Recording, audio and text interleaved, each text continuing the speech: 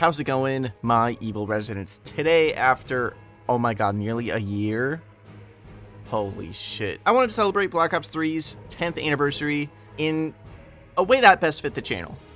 There's so many retrospectives out there, so many deep dives, so many like 9-hour videos about how epic Black Ops 3 is, Trango Boom, yada yada. That's not what my channel is.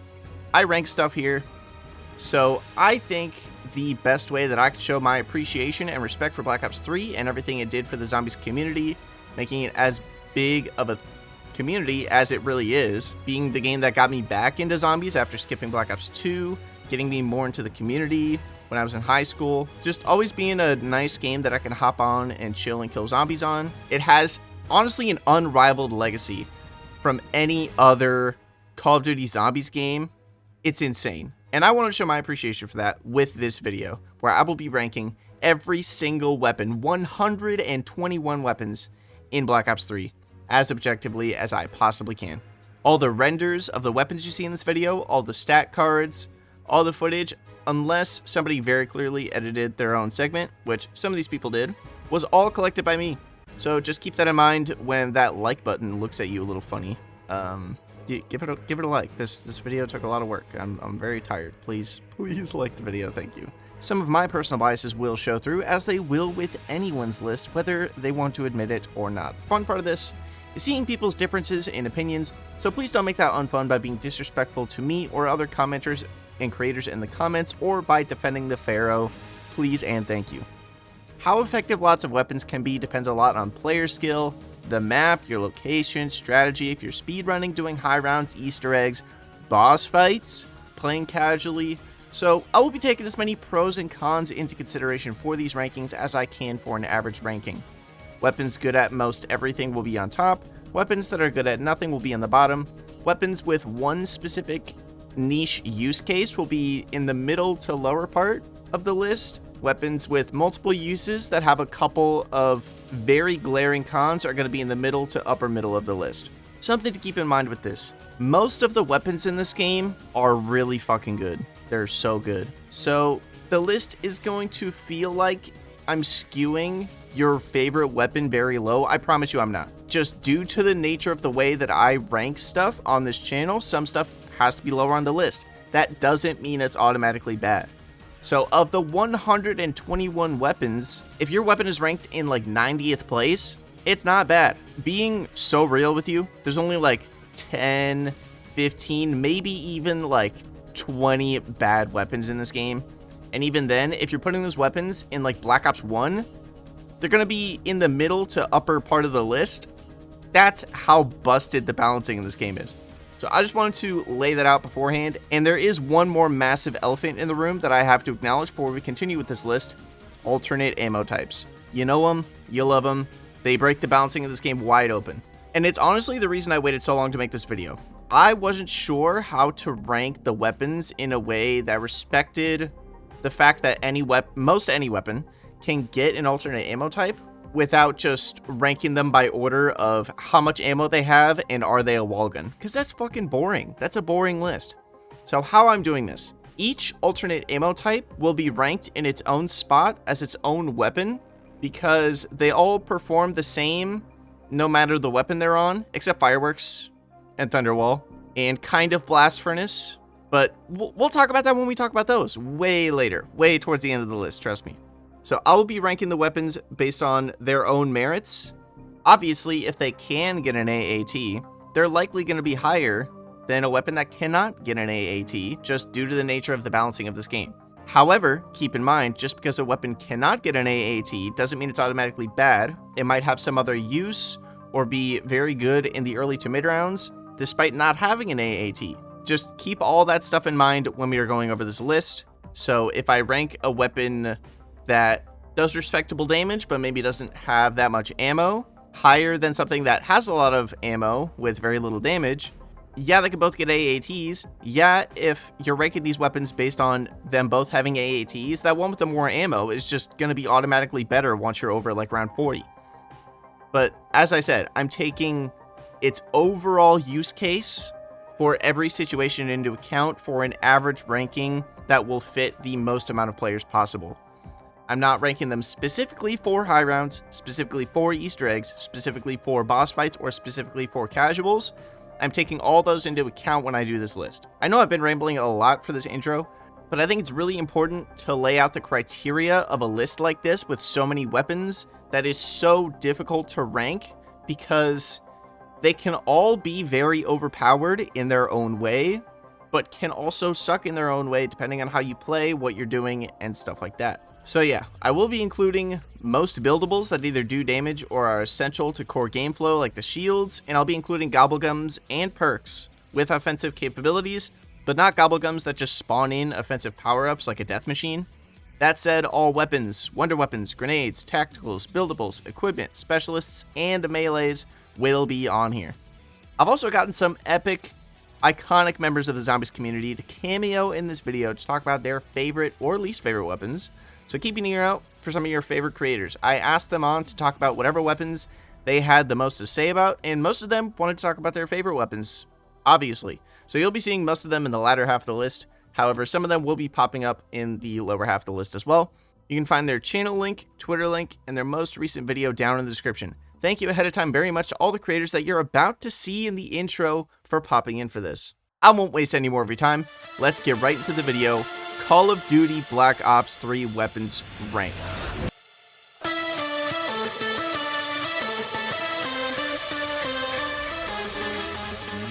idea of what they would unleash.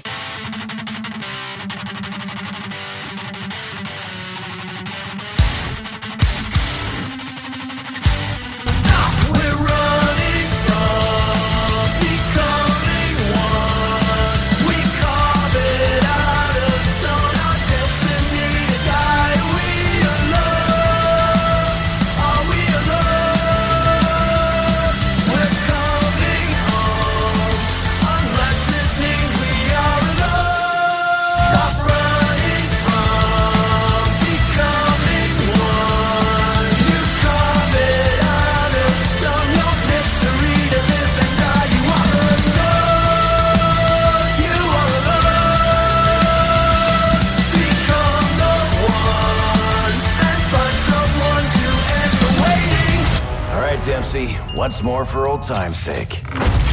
Hoorah! And now we alone are we all die alone. Before diving into this, I just wanted to say a massive thank you to Starlight for giving me the opportunity to collaborate on this project. Giving small channels like myself any sort of platform means the absolute world to us, and I genuinely mean that from the bottom of my heart. So thanks, Starlight, for being a real one.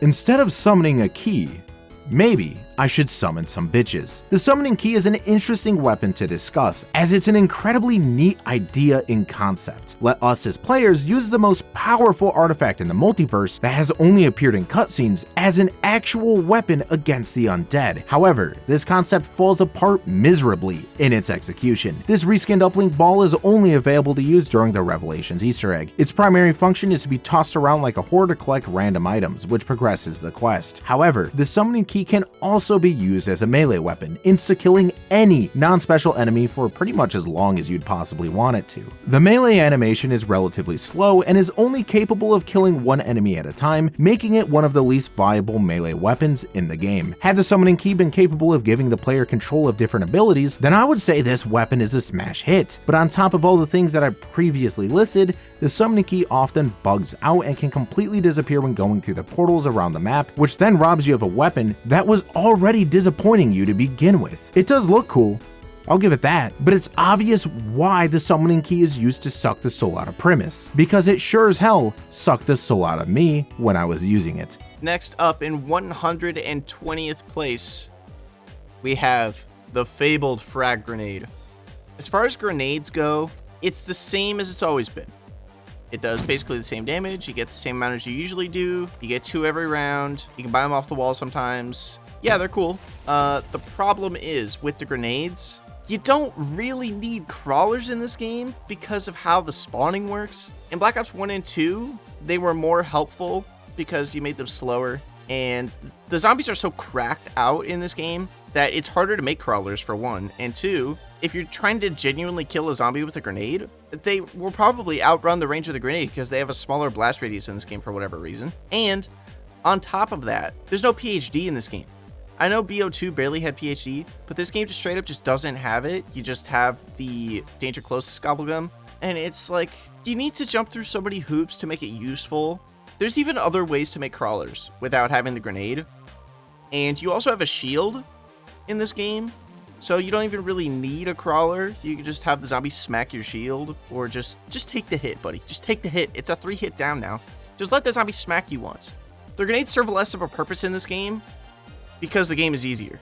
Does that make sense? The only time they're useful is when your grenades turn into Widow's Wine grenades, which I listed as an upgrade for these grenades. They're not listed as a separate thing. You can freeze zombies with them and get your charges back on your Widow's Wine. So they're useful for that, but that's more so falls under the usefulness of the Widow's Wine perk than the actual grenade. So when I rank Widow's Wine, I will talk more about that. But yeah, the actual grenades on their own are just kind of meh. They are not useful. They're just kind of there. Honestly, if you didn't spawn in with grenades in this game, I would be fine with that. I know classic Zombies players are gonna be like, but it's a classic. Okay, and it's all you do is just stim with them and throw them out of the map. That's all you do. In 119th place, we have the Gobblegum Burned Out. Yeah, this is gonna be a long list. Oh my god. I feel like an idiot ranking something with infinite damage in third to last place, but it's just so not useful. It's a good idea, okay? It's a good idea. It's basically just like super Widow's Wine or like super Winter's Wail. However, the problem with it is it doesn't activate on the hit before you die. It activates on any hit. If you get like your toe touched by a zombie, Burned Out is going to kill everything around you, or like the 2 zombies that are around you. It's like, why? Why did you design it like that? You made it so worthless. And on top of that, it only has like 2 activations, which is crazy. This is a mega Gobblegum. Give me like 5 activations, buddy. Minimum. This should be a classic gum. Why isn't it a classic gum? I don't understand. It's the most worthless infinite damage thing ever. It doesn't work on bosses. It only works on regular zombies. It doesn't give you any points. And you're better off putting literally anything else in your mega spot than Burned Out. That's how worthless it is. It's not that helpful. Just equip it in plain sight, buddy, or buy Widow's Wine. Like, what are you doing? Next up, in 118th place, we have another Gobblegum, Head Drama. This basically makes all your bullets, instead of going to the body, go to the head. It's just Deadshot Daggery, kind of, as a Gobblegum. It's just the aimbot Gobblegum. It's fine, like, just aim. I don't understand why you need this. Just aim. Like, if you're a new player and you literally haven't touched a first-person game before, sure, fine. Okay, go for it. But, like, just aim for the head. And then, for most of the wonder weapons, you don't need this because they don't have special headshot damage. For most weapons with AATs, you don't need this because the AAT is going to kill them whether you shoot them in the head or not. It's just like, why? Why do you need this? I don't know. It's such a random Gobblegum. It's fine that it's here, but it's not good. It's mostly just fun. It's fine with shotguns, okay? It's fine with shotguns. I'll give it that. In 117th place, we have the knife. This is the knife you spawn in with, which can be upgraded by Widow's Wine to be useful until, I think, like round 5? By the way, all the damage numbers and everything, all the stats are on the screen when I start talking about the weapons. So if you want to pause and read them, or if you're listening to this and you want to actually like tab over to the video to look at them, feel free. Whenever a weapon is brought up, there will be a stat card there for you. I should have brought that up earlier, but oh well. There's not much to say about the knife, so I figured, hey, that's a good place to say something. It's early round king, early points king. You get bonus points for killing stuff with a melee, so hey, why not just knife him? You know, shoot him in the leg 6 times and then knife him. You know the drill. If you don't know the drill, you still get bonus points because it's the knife. It gives you bonus points on its own. Not useful past like round 4, unless you have an insta-kill. I could see someone arguing the knife honestly being higher, but I figure since its literal only good use case is high rounds and insta-kills, that it shouldn't go higher. I'm placing it consistently with my other lists, so here it goes.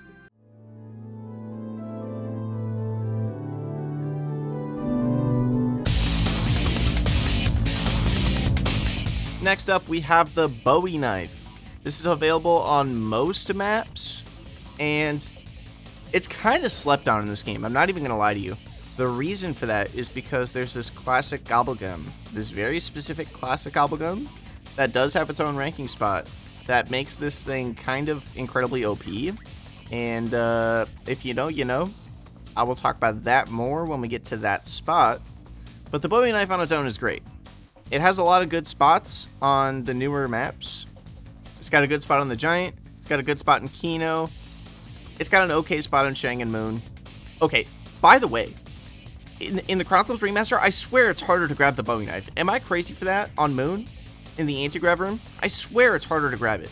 Is that just me? Does anyone else have, like, a huge amount of problem trying to grab the Bowie knife on Moon on Black Ops 3 Chronicles? On Moon? It's crazy. I don't know. Just lower it. If you're gonna fuck up the gravity, just lower the Bowie knife. Why is it so hard to grab? It wasn't this hard to grab in Black Ops 1. Bowie knife is great for early rounds. It's a quite a price investment. I will give you that. However, you have something that's going to give you a ton of points in early rounds. You have something to deal with dogs for quite a long time. It looks awesome. You can put camos on it. It's just cool. It's just swag. I like it. It's the Bowie knife. I'm not going to pretend it's like the best thing ever, but it's very handy for early rounds right when the knife stops being handy. So I think that makes it good in my book. See, we're in the bottom tier of the list, and I'm already talking about stuff being good. That's how you know this list is just going to be back-to-back good weapons. So, as I mentioned in the intro, if your favorite weapon is ranked low, that doesn't mean it's bad. I just want to stress that. This happened on my Resident Evil 4 Remake Weapons Ranked video too, and people lost their minds when I ranked the Blacktail low. And I literally said the Blacktail is good. But anyways, moving on. Next up, we have the Sickle. This is statistically exactly the same as the Bowie knife. I just think it's cooler, so I ranked it above it. Yeah, it's the Sickle. Not much to say about it. They did give it like a two-tone, like the inside of the blade is more white than the outside on this game, which it wasn't like that in Black Ops 1. Not much more to say about it, really. I mean, it's the Bowie knife. It's on Ascension. You can't get it on Call of the Dead in this game, but I included a Call of the Dead remastered gameplay because it's goated. So yeah, Sickle is the Sickle. It's cool. It's the Sickle. I mean, everything I said about the Bowie knife, just copy and paste it, but every time I say Bowie knife, just swap in Sickle. Next up, oh my god, it hurts me. It hurts me to put this low. I'm about to crash out. I'm just gonna be real. If you want to skip this crash out, skip ahead in the video. Because holy goddamn fuck. The 1911 in this game, it's not even called the M1911. It's just the 1911. Treyarch, what the fuck? I would have rather you just not have added this. What were you doing here? Ugliest 1911 I have ever seen in a video game. Not close. What are these iron sights? What is this sound design? It sounds like... Dude, it sounds like it's made out of fucking aluminum. Like, it sounds like if you made a 1911 out of aluminum cans. The firing sound is... It's so bad. It has so much recoil. It has more recoil than any other 1911 besides the one in COD World War II. But at least that one has good sound design. I'm going to talk about this with the MR6 and the Bloodhound as well. But the Mustang and Sally's are just so bad in this game. Something about how the explosions work. The radius is too small and they don't do any damage. And you can't put AATs on them. Why? Why can't you? Why can I not imagine how good the M19, any of these, the Mustang and Sally, Death and Taxes, Meat Wagon, whatever, imagine how good they would be. You know what? I'm just going to talk about all three of these right now. 114th place is the M1911. 113th place is the MR6. 112th place is the Bloodhound. I'm talking about all three of them right now, okay? I'm not going to waste your fucking time. M1911 and MR6 are statistically identical, but the M1911 is so piss fuck ugly that it goes below the MR6. Literally, the Nerf gun looking pistol is more fun to use than one of the most iconic pistols in history. That's how badly they fucked up the 1911. I can't believe this. It drives me crazy how fucking ugly the 1911 is in this game. The worst part about the Chronicles remasters is this 1911, is that I'm forced to spawn in with this godforsaken 1911. I know I've been ranting about this, It's that ugly. I hate it. Oh my god. I'm not one of those super gun nerd people. I have a specific like fascination with this gun because of these games. Because of World at War, because of Black Ops 1, because of Black Ops 2. I love the 1911. It's like, if I like a gun, it's going to be the 1911. It's just classic. It looks so nice. And then they release Chronicles, right? With the MR6, and everyone's like, bring back the 1911. And then they do, and the monkey's paw curls. It's the ugliest, most horrific sounding thing in the world. Anyways, moving on. The MR6 it's fine. It has good sound design. It's normal starting pistol stuff. And then the Bloodhound looks fucking awesome. Great sound design. Incredible job, Treyarch. Bang up job. Bloodhound is so good. All three of these do the exact same damage. The Bloodhound, I think, has a different ammo count. I put the stat cards up. If I'm wrong about that while talking, I put the stat cards up. You can check it if you want. All three of these, when pack-a-punched, are basically worthless because they can't keep up because they don't get double tap. They did not get a damage buff from previous games to warrant them being more useful.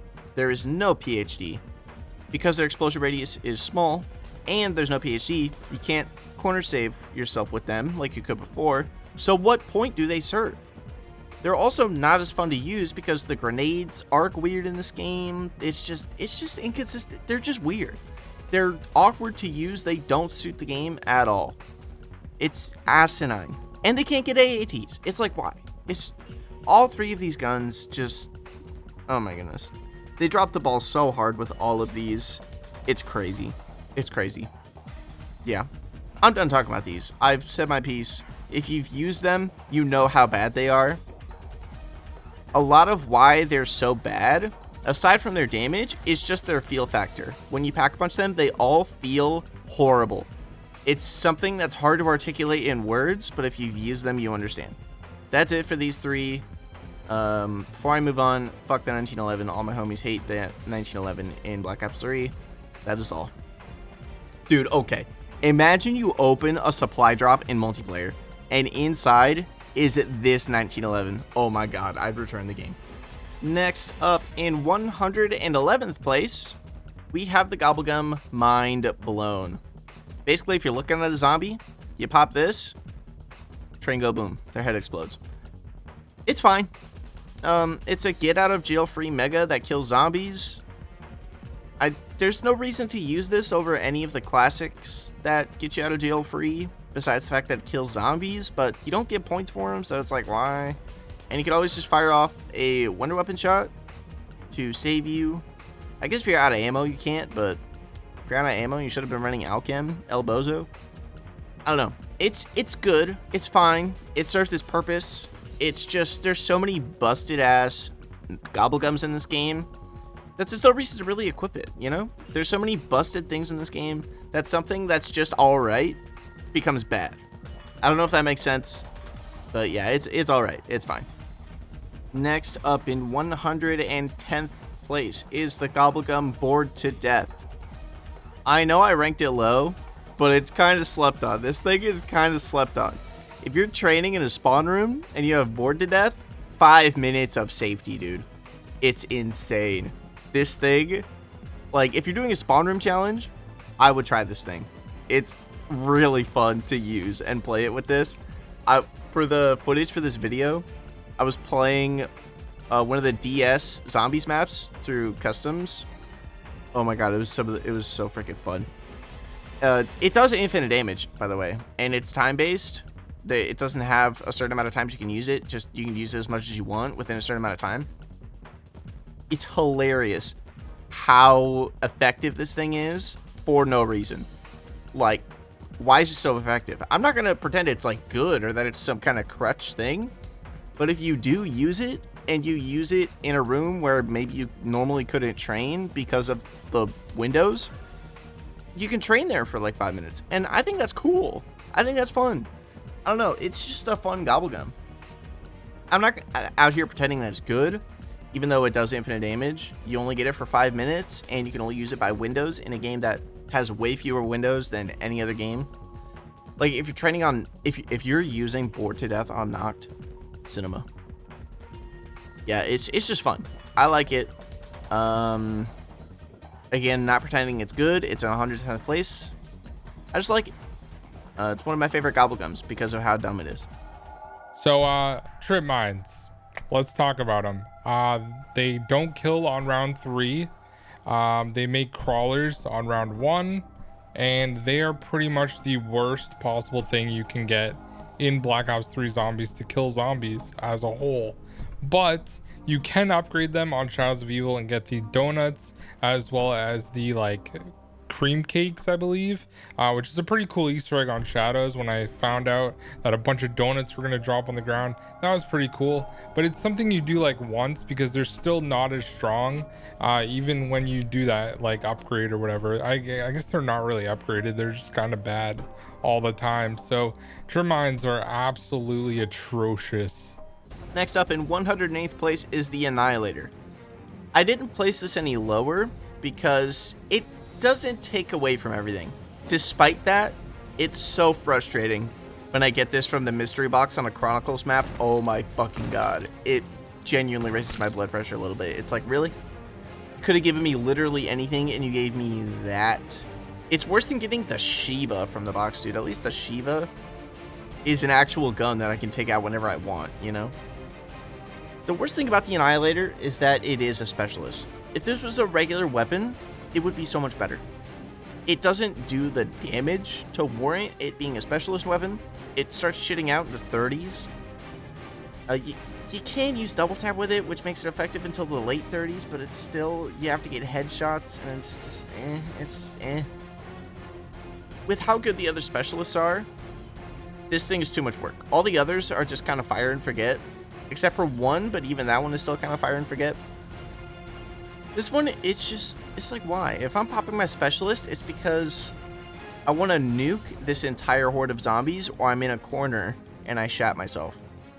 The Annihilator accomplishes neither of those goals, so it's just kind of worthless, and I forget about it. And it's like, why would I go out of my way to put away my pack-a-punch gun that I've customized to my liking with weapon kits in order to take out the Annihilator pistol, which has a shittier melee than my Bowie knife, likely falls off before my Draken does, only has 30 shots, fires very slowly, it's a single action revolver. Like, why? Why am I doing all that? It's just, I have to go out of my way to use something that is marginally less effective than the thing that I'm already using and cannot use AATs. It makes no sense. It's dumb. I don't know why it's in the game. They should have had this be like the Purifier or something from multiplayer. Side note, I love playing the all-around enhancement mod with the Purifier power-up drops. Oh my fucking god, I love that thing, dude. It's so fun. Anyways, yeah, this should have been like that, or the explosive bow and arrow from multiplayer. It should have been literally any of the other specialists, or it should have been like the Ripper Blades. Like, what are you doing? Like, I don't understand. I don't understand why this is in the game. It serves no purpose. It's not technically bad. It's just worthless. And that's worse. Next up, we have another slept on Gobblegum here, okay? Slaughter Slide, Banana Colada's little brother. This does infinite damage, by the way. Look at my gameplay. Round 50, Slaughter Slide only. I'm clearing hordes with Slaughter Slide, dude. The radius on Slaughter Slide is fucking ridiculous. You don't have to even be looking at the horde. The entire horde can be behind you, not a single zombie in front of you. You Slaughter Slide, they're gone. Doesn't matter what round it is. That's fucking insane. You only get 5 activations, so I'm not going to say it's like the most useful thing in the world. But if you go out of your way to only use this, it is good. It is effective.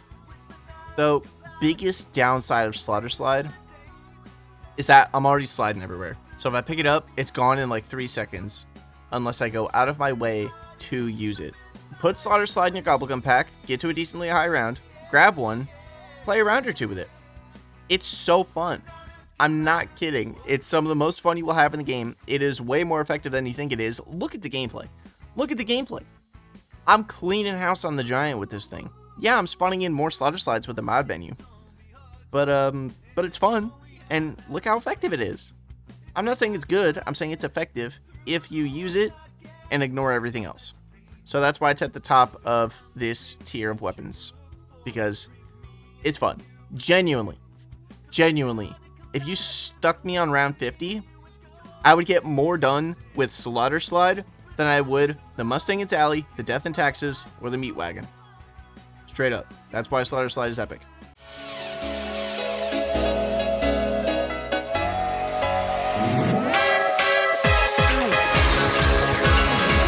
In 106th place, we have the SVG 100. This thing, okay, if you put weapon kits on it, it's a usable. If you don't, oh dear lord. No. It's the worst regular weapon by far, despite the fact that it does 10,000 damage, which, okay, put this in perspective. The SVG 100 does the exact same amount of damage as the L96A1 from Black Ops 1 and the Barrett from Black Ops 2, as well as the DSR. Those both do the same damage. All of those weapons are nicer to use than the SVG is because they're not as slow, and they penetrate more. I just want to put that in perspective because people say, this weapon does crazy damage. It does average sniper damage. That's just normal, slow sniper damage, but it's slower than those snipers. This game has way more cracked enemies than those snipers. It doesn't compete. It can't fucking compete. So whenever people start defending the SVG, I like to bring that up. Because in Black Ops 2, you can take the scope off of the sniper. You can get double tap on it. The only leg up the SVG has over those snipers is that it can get AATs. But I'm ranking the AATs separately. I'm ranking each weapon on its own merits and the AATs separate. So with that in mind, the SVG, it's not it. The damage difference with how slow it is, it can't keep up. It can't keep up with the game. Sure, it's good against boss enemies, but there's, like I said, there's so many things that are good against boss enemies that are easier to use, that are good at more things, that the SVG, it just doesn't really fill a good spot. It's just awkward. It needs to either be quicker, do a more ridiculous amount of damage to warrant carrying such a slow weapon, or it needs some other unique thing. Like, if it infinitely penetrated, then we'd be talking. Because I could just run this thing down the Veractal way, bada boom, yeah. Then it would be good, but it doesn't do that. It penetrates the average amount of a sniper. So here it goes in 106th place. Again, I'm not saying the SVG is outright bad. In competition with all the other very good weapons in this game, it doesn't compete. It's just too clunky and slow for a game that is frankly on crack. Next up, we have the Wrench from Gorod Krovi. I'm also going to talk about these back-to-back since they're both the 5-minute time trial reward and statistically exactly the same. In 104th place, we have the Nunchucks.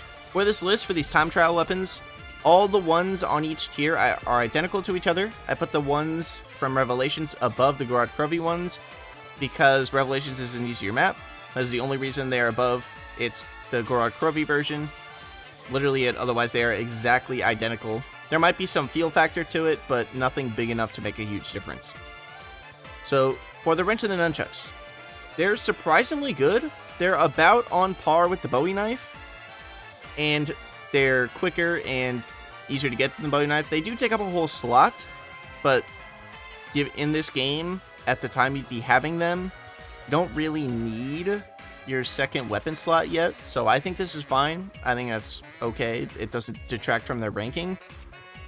The main reason I like them is because of how quick and clean they are to use, especially the Nunchucks, because they don't magnetize as much as the Wrench does. So clean, so fun to use, great reward, and they're 100 points. The Bowie knife is 3,000 points. These are 100 points. Sure, you got to get to round 5 in 5 minutes, but you were going to do that anyway, and there's nothing to do in Gorod Krovi before round 5 besides open the map, so who cares? I think that's worth it. These are great. Love them.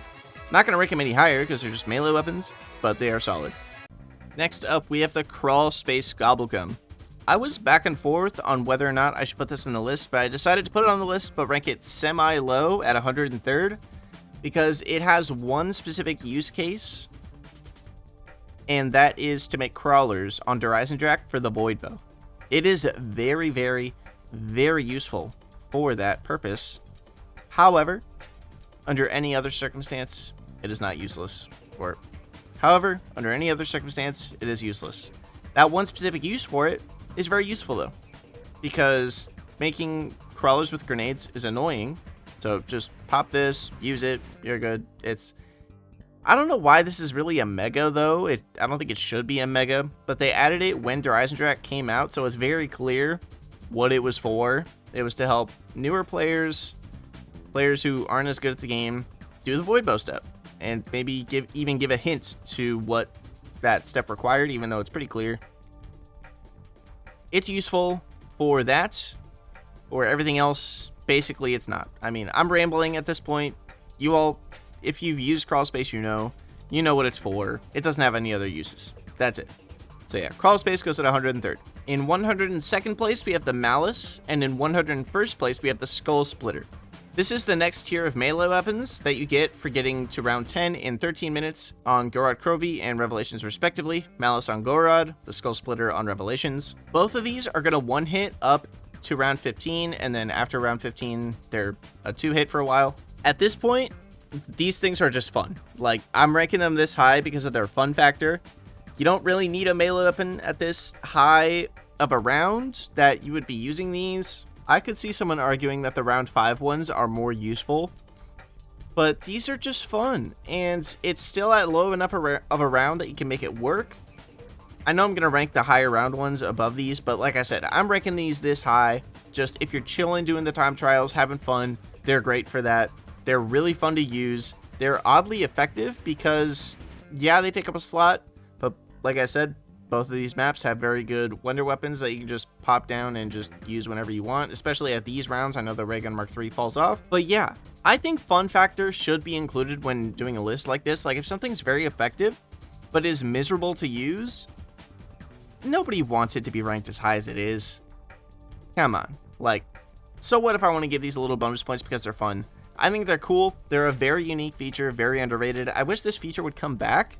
With how many melee weapons they add into newer games, I think this would be a great, like, little Easter egg. Like, get to round 10 in 5 minutes with the Rampage Inducer on, and you get the skateboard melee weapon. Like, that's just an example. I think they could bring that back. That would be such a cool little Easter egg they could do.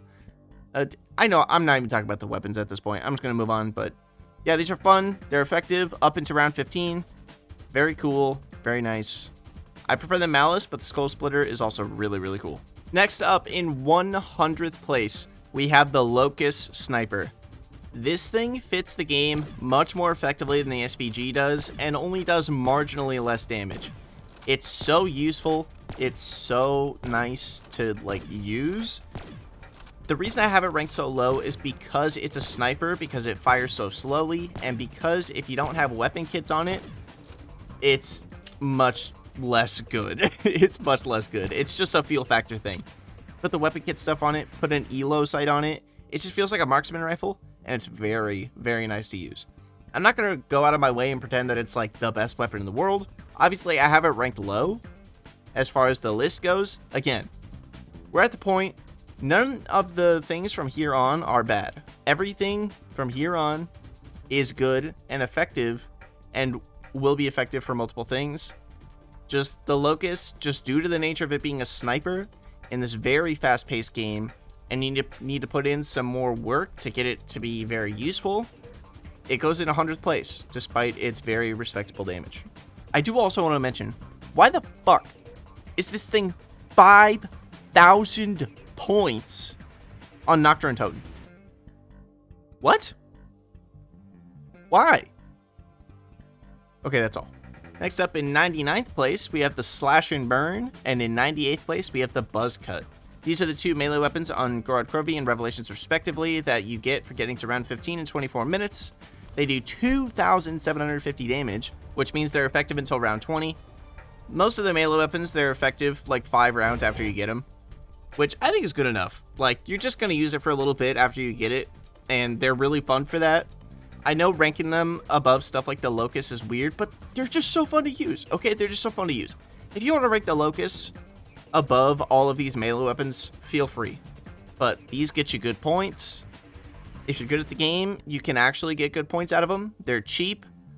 If you're just running through rounds, having a good time, not expecting to get to a high round, they're great for that. They're great fun. I really think that these are kind of slept on. They're genuinely fun to get and a great reward for doing this challenge. So good. So good. And I just want to mention, we'll talk about this more when we get to that specific gobblegum, but that specific gobblegum buffs all of these by 5 times.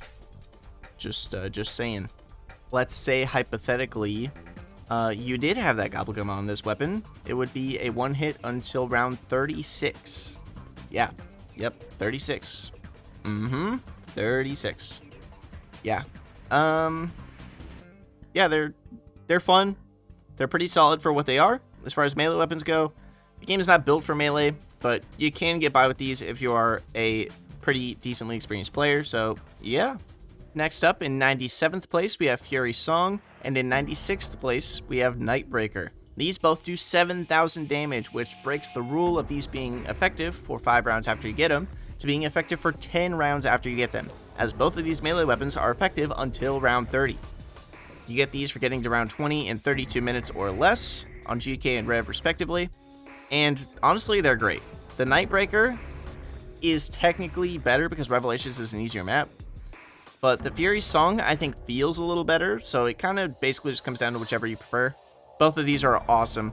500 points to get a melee weapon that deals 7,000 damage? That's insane. Round 30, 1 hit.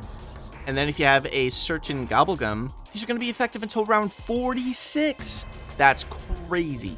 Absolutely crazy that you can melee something on that high of a round. Anyway, yeah, these are just great fun. I'm repeating myself with a lot of these melee weapons, but I wanted to make sure that I gave them all each their time to shine because they're kind of underrated. They're kind of slept on. Nobody really talks about them besides just getting the achievement to get these. They're great. They're really fun and they're awesome. I'm not going to pretend they're like the best weapons in the world, but they're tons of fun. And if you haven't done this challenge before, I really recommend trying it to get these, to use them. They're so fun. I love them. Next up, in 95th place, we have my brother's favorite weapon, the Argus. Fun fact, is the only lever action shotgun in Black Ops 3, but also, it's just weirdly inconsistent. I don't know if it's just me, the way I play, but it feels like it does less damage than it actually does. It does 4,000 damage, which is respectable, and it can get double tap, so technically it does 8,000 damage. But just something about it being the only slug shotgun, the way it fires, you do need to aim down sight with it, but it kicks to the right really hard, and I don't like it. The feel factor of this weapon is just so off to me. Objectively, on paper, it's really good, but I knocked it down quite a bit just because that feel factor is just, it's not there. It's not there. It's also really expensive when it's a wall gun. It's 1,100 on the wall. It's more expensive than the KRM. Like, why is it more expensive than the KRM? That thing is incredible. Why is this more expensive? I don't understand. It's a weird gun.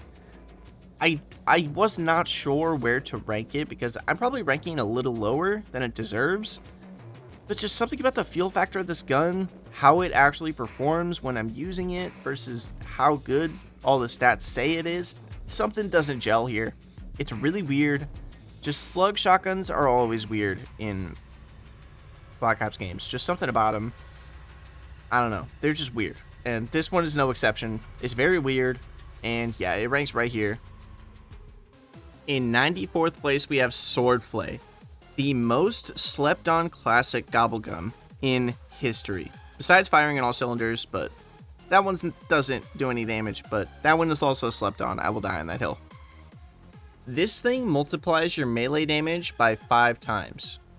That means if you stack this with a Widow's Wine damage buff, with a very excellent melee weapon, like we just talked about the Nightbreaker and the Fury Song, or if you get the Path of Sorrows from the Revelation Super Easter egg, you can easily do 100,000 damage with one melee attack. That is fucking insane. Absolutely ridiculous. Anything that is getting you to do 100,000 damage for free, I think that deserves a spot. I think that's incredible. Like, sure, this is technically never very useful, but it's incredibly fun, and you can be very effective with it if you want to be. Nothing in the game warrants this gobblegum existing. Like, yeah, you can use it in early rounds and get a ton of extra points for way longer, 4 or 5 minutes, but you can also use it in high rounds if you want. And sure, you never need to use it in high rounds, but it can be effective in high rounds more so than something super slow like the SVG. It's so fun, so good. Absolutely love it. Like, yeah. It's swordplay. If you haven't tried to use this on a high round with one of the cool melee weapons, go do it. It's some of the most fun you will ever have in a COD Zombies game. I'm not even kidding you. So fun. It almost feels like the best zombies game of all time, World War II Zombies, and its very effective melee weapons. But that's another weapon ranking for another day. If you guys want to see that, that is. If you do, let me know, by the way. I would love to make a COD World War II Zombies weapons ranked video. In 93rd place, we have the LCAR 9. This guy, I swear, I deeply considered putting this above the RK5. I just couldn't. I couldn't. But I do want to defend it. It's really solid, and it is so underrated. Most people don't buy this. I've never seen a single soul buy this unless you're doing like specific high round strats and you know better. But it's got good ammo. It's got respectable damage for how cheap it is. It's got a lot of ammo. And it's good for running AAT strats and training wherever you want. It's also good on early rounds for getting a lot of points because it's so cheap. If you haven't beat the Revelations boss fight and done like the super Easter egg to spawn with the RK5, I would rank this above the RK5. But if you have done that, it's basically worthless because the RK5 fills its spot enough. But if you haven't done that, I highly recommend this thing. It's always in the room right out of spawn. Highly recommend it. It's going to get you far. Very good for points and does respectable damage on early rounds. So, hey, I think 93 is a good spot for this. Next up in 92nd place, we have Sekhmet's Vigor. I know this is technically part of the staffs, but I ranked this separately in the BO2 video, and it has its own unique spot on your equipment wheel, so I'm counting it. This thing nukes panzers in one hit for all of time. What more do you want? Sure, it sucks at literally everything else besides reviving teammates. Yeah, it revives teammates and nukes panzers. What more do you want from an equipment slot? Like, I'm not going to pretend it's the most useful thing in the world. It's not. It's definitely not. For solo players, it's only good against panzers. The revive function does nothing. It's a little awkward to get feedback on it since it's a slow-moving projectile, but you can't see the projectile. So it kind of feels a little weird sometimes to use, especially in Black Ops 3. Oh, Black Ops 3, Origins, how I hate you. But, yeah, it's solid for what it is intended for. It's not going to carry you on its own, which is why it's not ranked higher. But for its own niche use, incredible. Use it on panzers. Use it on your buddies. It's great. So the plunger is definitely one of my favorite weapons on Horizon Drac.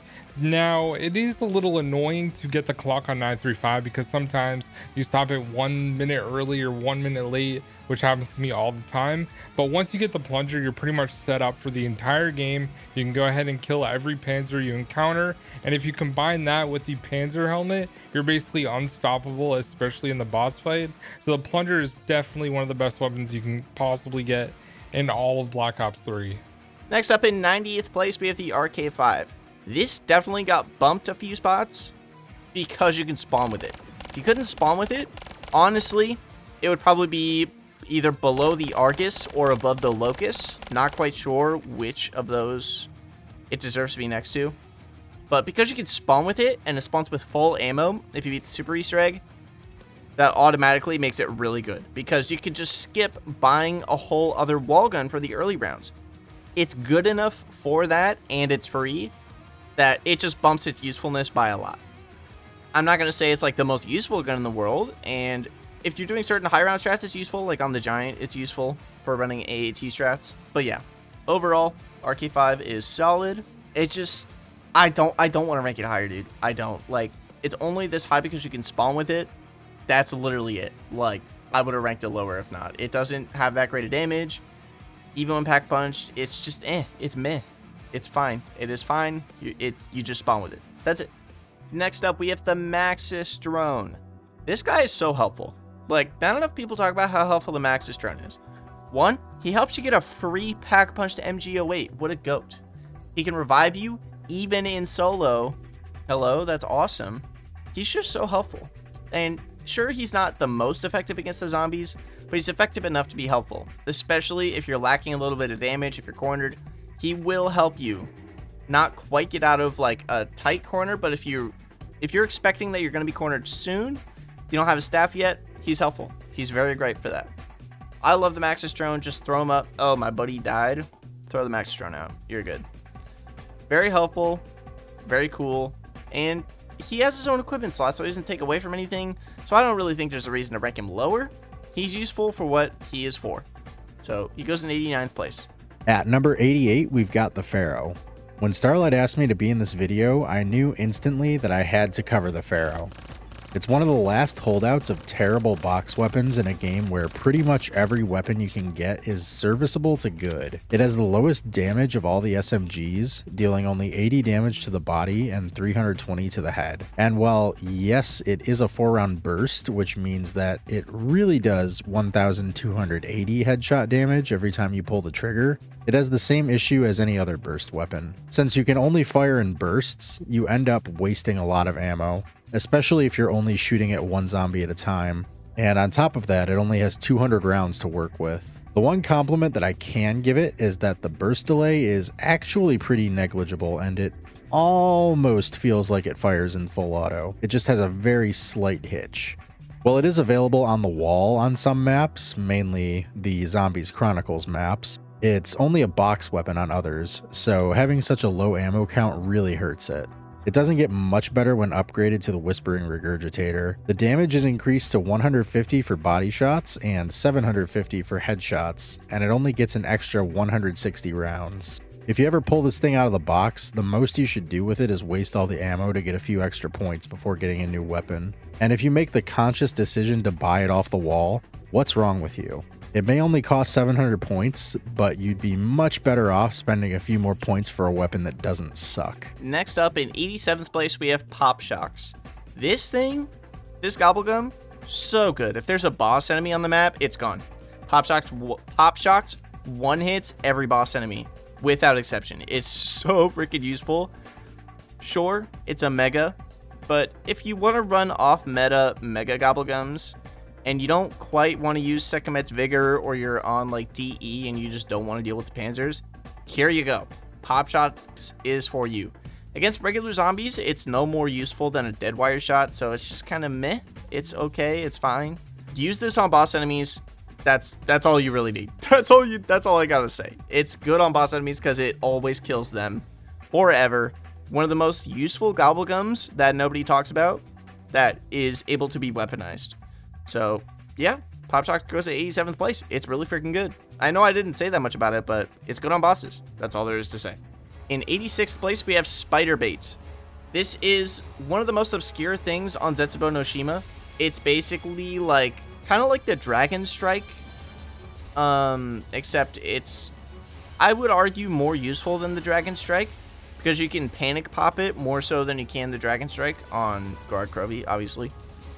Basically, you spin up into a cocoon and you control a spider for a little bit, and it's a get out of jail free card. It's so freaking helpful.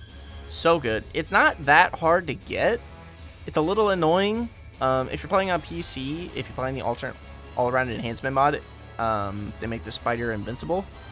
But you do have to go out of your way to clear out all the spores on the map before you use this, because they can kill your spider very easily. You just have to make him drink 3 different types of water and then suck out his juice. It's not that bad. People overrate how hard it is. It's not that hard. Yeah, Spider Bait is solid, very fun. It doesn't do that much damage. It starts to shit out in like the 30s, but its main good thing is it's a get out of jail free card once a round.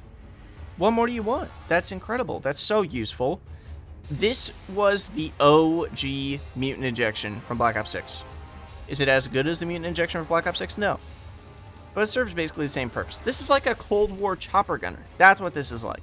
So good. So solid. Can't complain. In 85th place, we have the VMP. This is only good for points. Its damage is just not good. It's not good. People say it does good damage. Straight up, no, it doesn't. It does 700 damage. This is the lowest in class. I'm not kidding you. This is the lowest damage in class for all of the SMGs. It's not that good. Yeah, it has a high fire rate, but that just means it's good for points. That's all it's good for. It doesn't give an exceptionally high amount of ammo.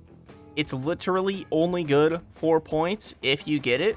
But there are cheaper guns that are better for points, that are going to get you a little farther. And there's guns that are slightly more expensive that are way better for points. There's a gun that's 50 points cheaper than this that does more damage, has a higher fire rate, and only has 20 less bullets. Why buy this? There's no point in buying this. It also, most of the time, doesn't have that good of wall spots. Skip it. Skip this thing. Most lame wall gun of all time. When I get this from the box, I actively sigh. I'm like, why? Also, this took the spot of the AK-74U wall by Onkino. How dare you stand where he stood? I'll talk about that more when I talk about the AK-74U, but like, what the hell? Anyway, VMP, most overrated gun ever. Yeah, it was good in multiplayer, but I don't care. In zombies, lame. Poopy lame. In 84th place, we have the XM53. Hear me out. Before you click off the video, before you dislike, hear me out. Hear me out. Insert that one gif of SpongeBob being like, wait, when he's about to get crushed by something. Hear me out. This thing, for the DE boss fight, really good. Now, I'm not going to say this is going to carry you to high rounds or anything at all. I'm not saying that. But what I am saying is that the XM53 per shot can do 10,000 plus damage, depending on where you fire. That's crazy. Does it have a small blast radius? Do you have to group up the horde pretty tightly in order to take out a whole horde? Yes. Will it take out a whole horde into the 30s? Also, yes. This thing is so slept on. Like, I know people clown on the XM53, but if you go out of your way to use it, you can be pretty effective with it. And like, I'm not gonna say it competes with any regular gun just because you have to go out of your way to use it in a very specific way. But if you do use it like that, it won't disappoint you. It will exceed your expectations. And I highly recommend this for the Dry Drag boss fight. It's kind of a slept down pick for that.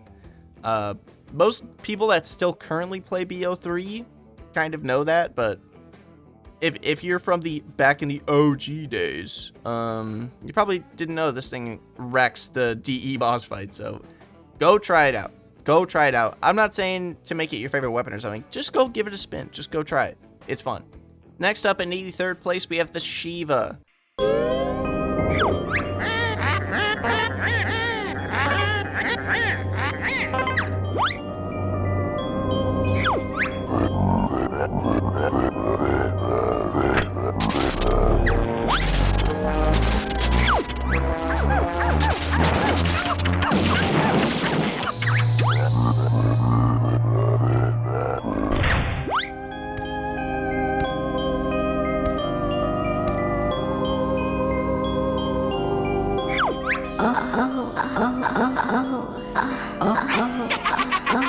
I feel so mixed on the Shiva because it's good, question mark, but it's also like not.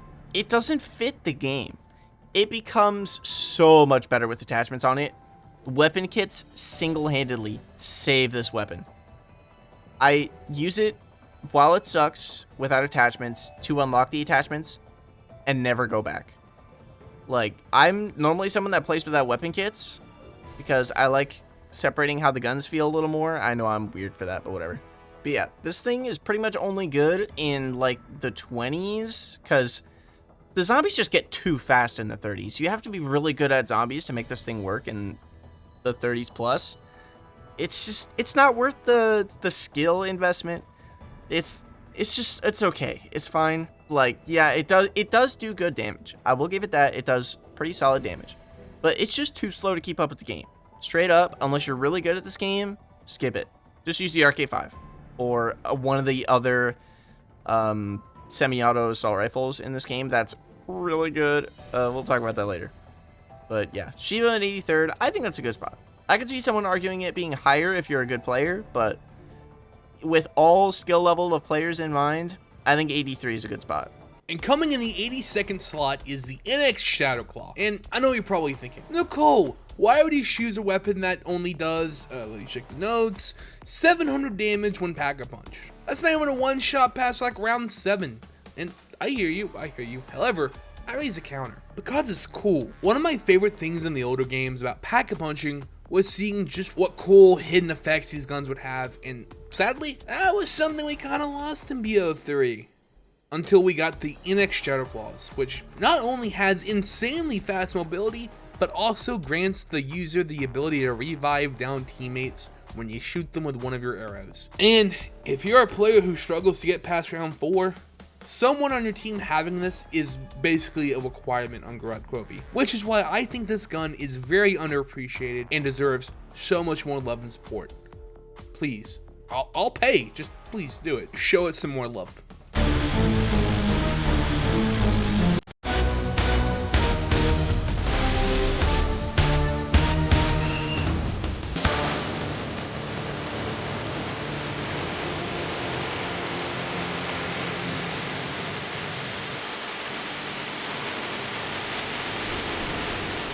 The HG40 is equivalent to being catfished. You think what you're going to get is something amazing, something beautiful and filled with love. But instead, wapow! Fuck you! You remember the world's most iconic World War II weapon, right? The one you've used to kill thousands of zombies before? Yeah.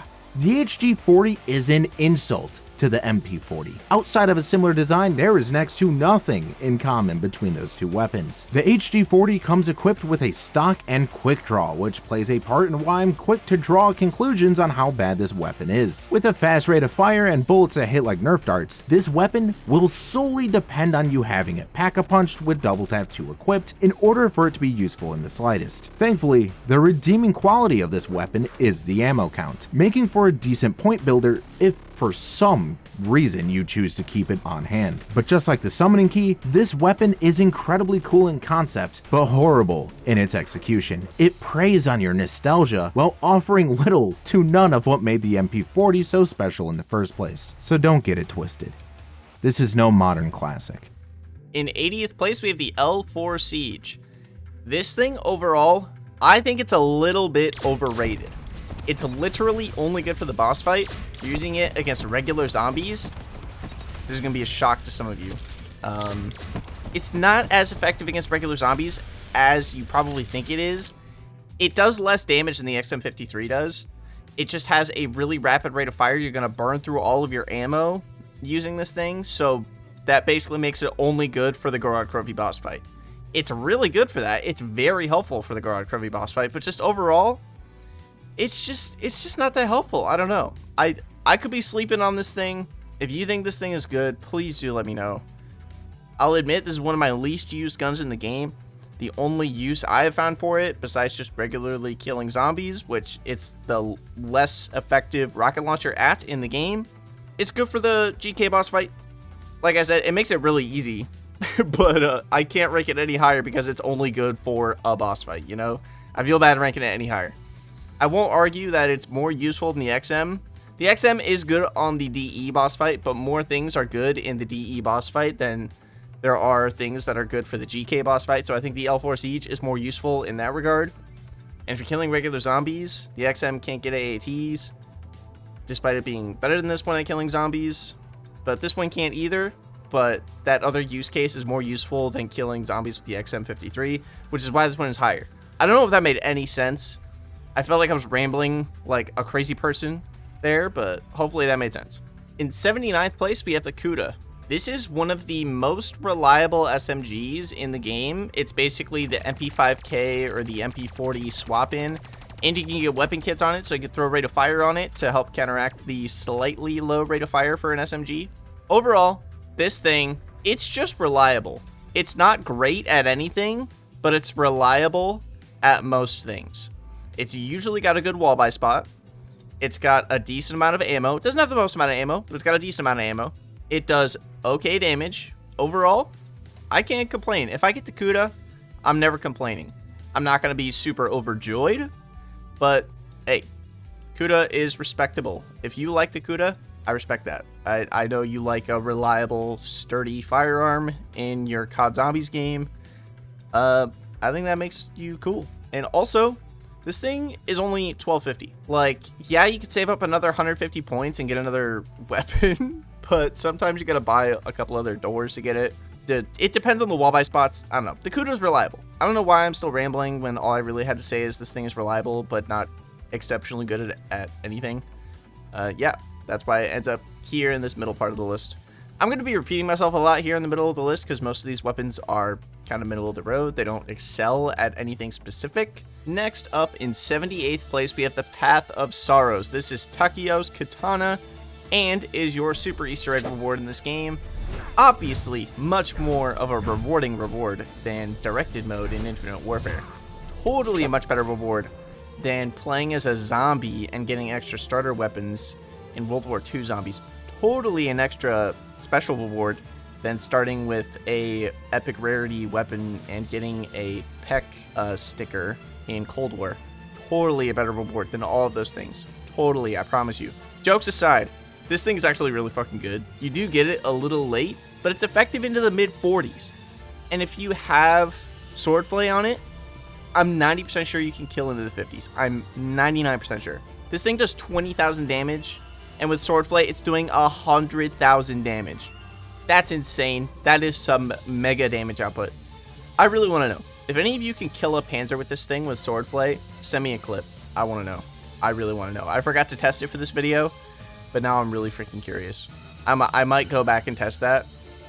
If I do, you'll see the clip in the video. If I don't, then I guess I didn't. This video is already freakishly long and it's taking me forever to make, so I probably won't, but if you do it, please do send me a clip. Alright chat, what's better than a bad bitch? How about a bad bitch that's held slightly lopsided? And that's exactly what the bootlegger is. Found on Shadows of Evil and the World at War Chronicles maps, the bootlegger feels like a warm welcome back to the good old days. This bad bitch tends to pack a punch before it's even been pack-a-punched. With a slow rate of fire that hits harder than your friend's stepdad, this SMG is perfect for the early to middle game. Being a wall weapon on Shadows and one of the rewards available in the Harvest Pods, you should be able to get your hands on this weapon relatively quickly, and it'll treat you right as long as you let it. As all things in life, the good does always come with some of the bad. In this case, it's the reserve ammo. With 32 shots in the mag and 192 in reserve, you'll quickly find yourself running out of ammo. A bit more than I'd like to admit, with the pack-a-punch version only helping out a little bit by doubling the ammo in reserve as well as the mag capacity. If you could be efficient in the art of getting your money up, ammo shouldn't be much of a problem as you can always purchase more on the wall. Overall, this weapon has this style. It's sexy. It's powerful. It's got the exaggerated swagger of a 1920s SMG, and despite not having any attachment options, I find myself more attached to the bootlegger than ever before. This gun, it's a master of its class. In 76th place, we have the M16. Pour one out for unique pack-punch effects. All my homies miss unique pack-punch effects. The M16 in this game is a pale shadow of its former self. Doesn't have the underbarrel grenade launcher. It's not a wall gun.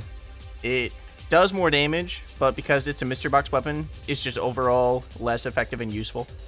It has a different name when it's pack punched. What happened?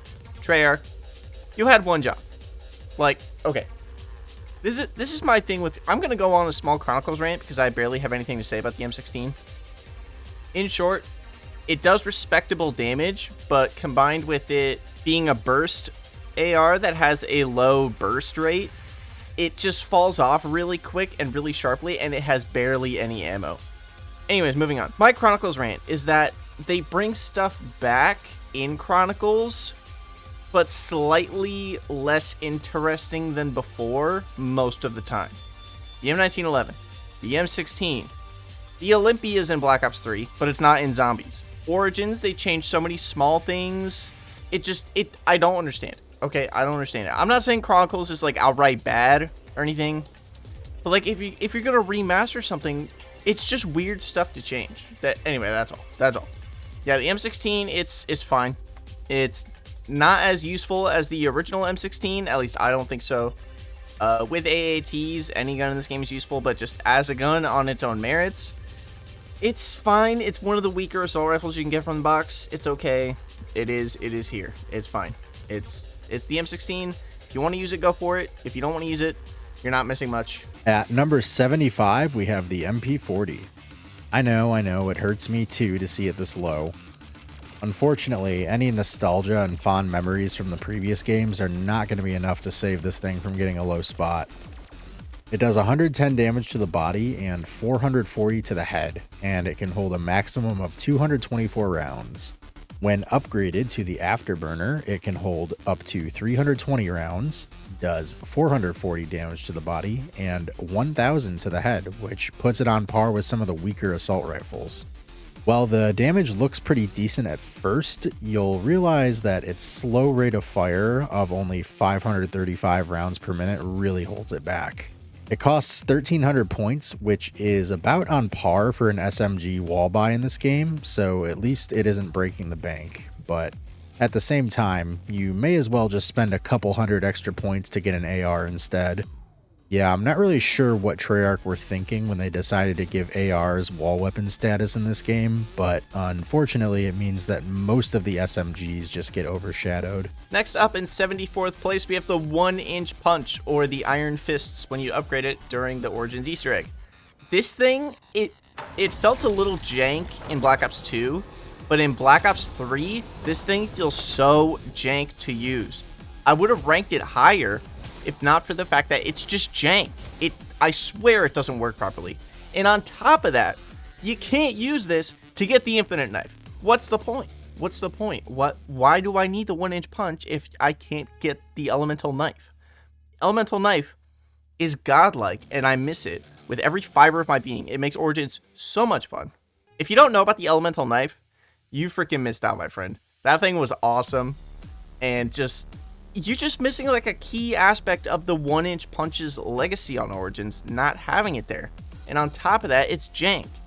Yeah, it does the same amount of damage, but just it feels off. I don't know if I'm like weird for that.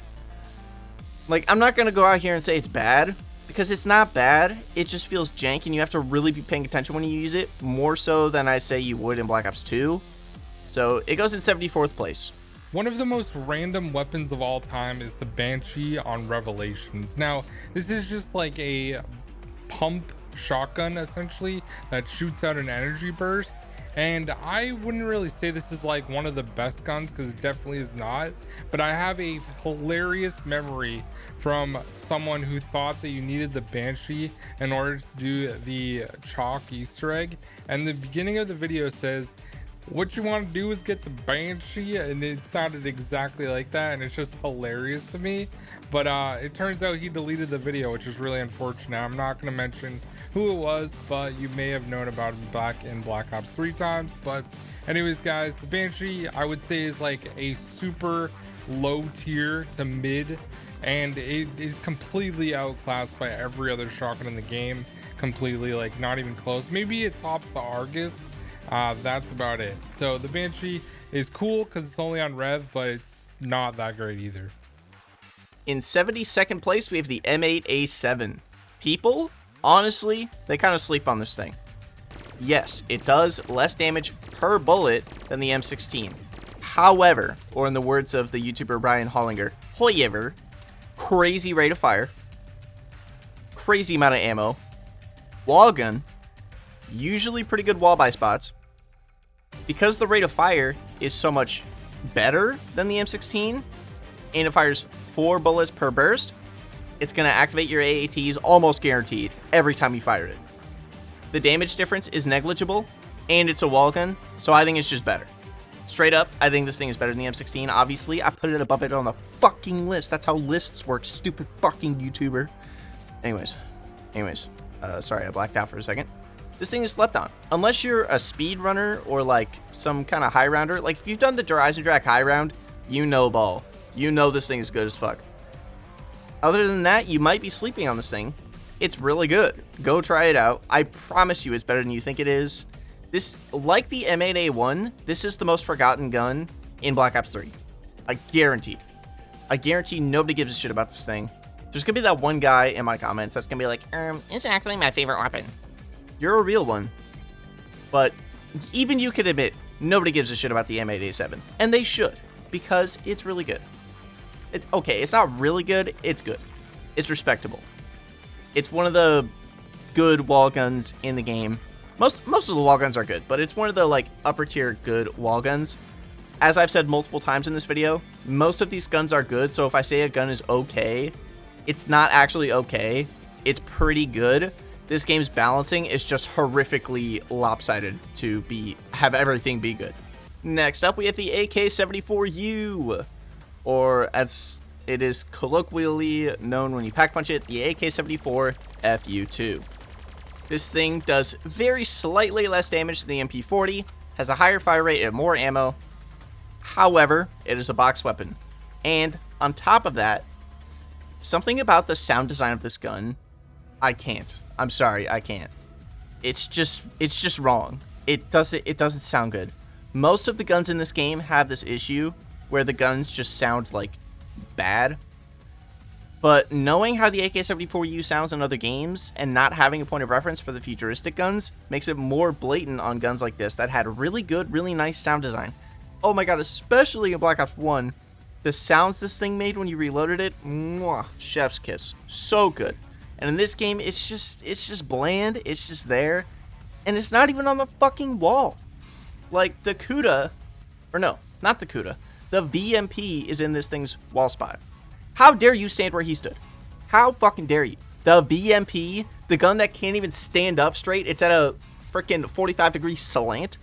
Fuck you, VMP. How dare you take the spot of my beloved AK-74U? What are you doing? Get out of the Kino alley. That's where this guy belongs.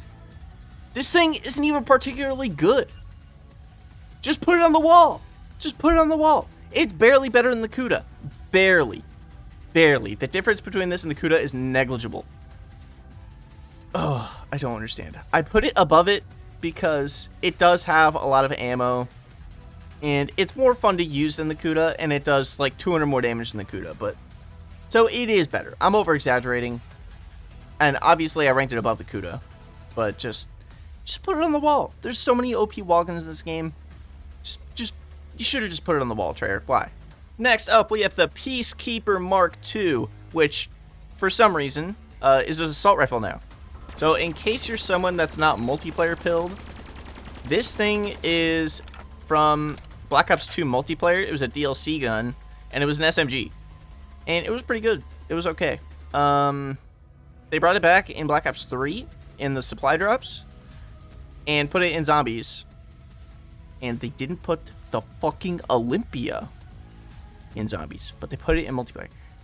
They put the multiplayer gun in Zombies, and they put the Zombies gun, the Olympia, in multiplayer. Treyarch, what were you smoking when making these decisions? I don't understand. Anyway, this thing's pretty respectable. Also, it does 935 headshot damage. I love that.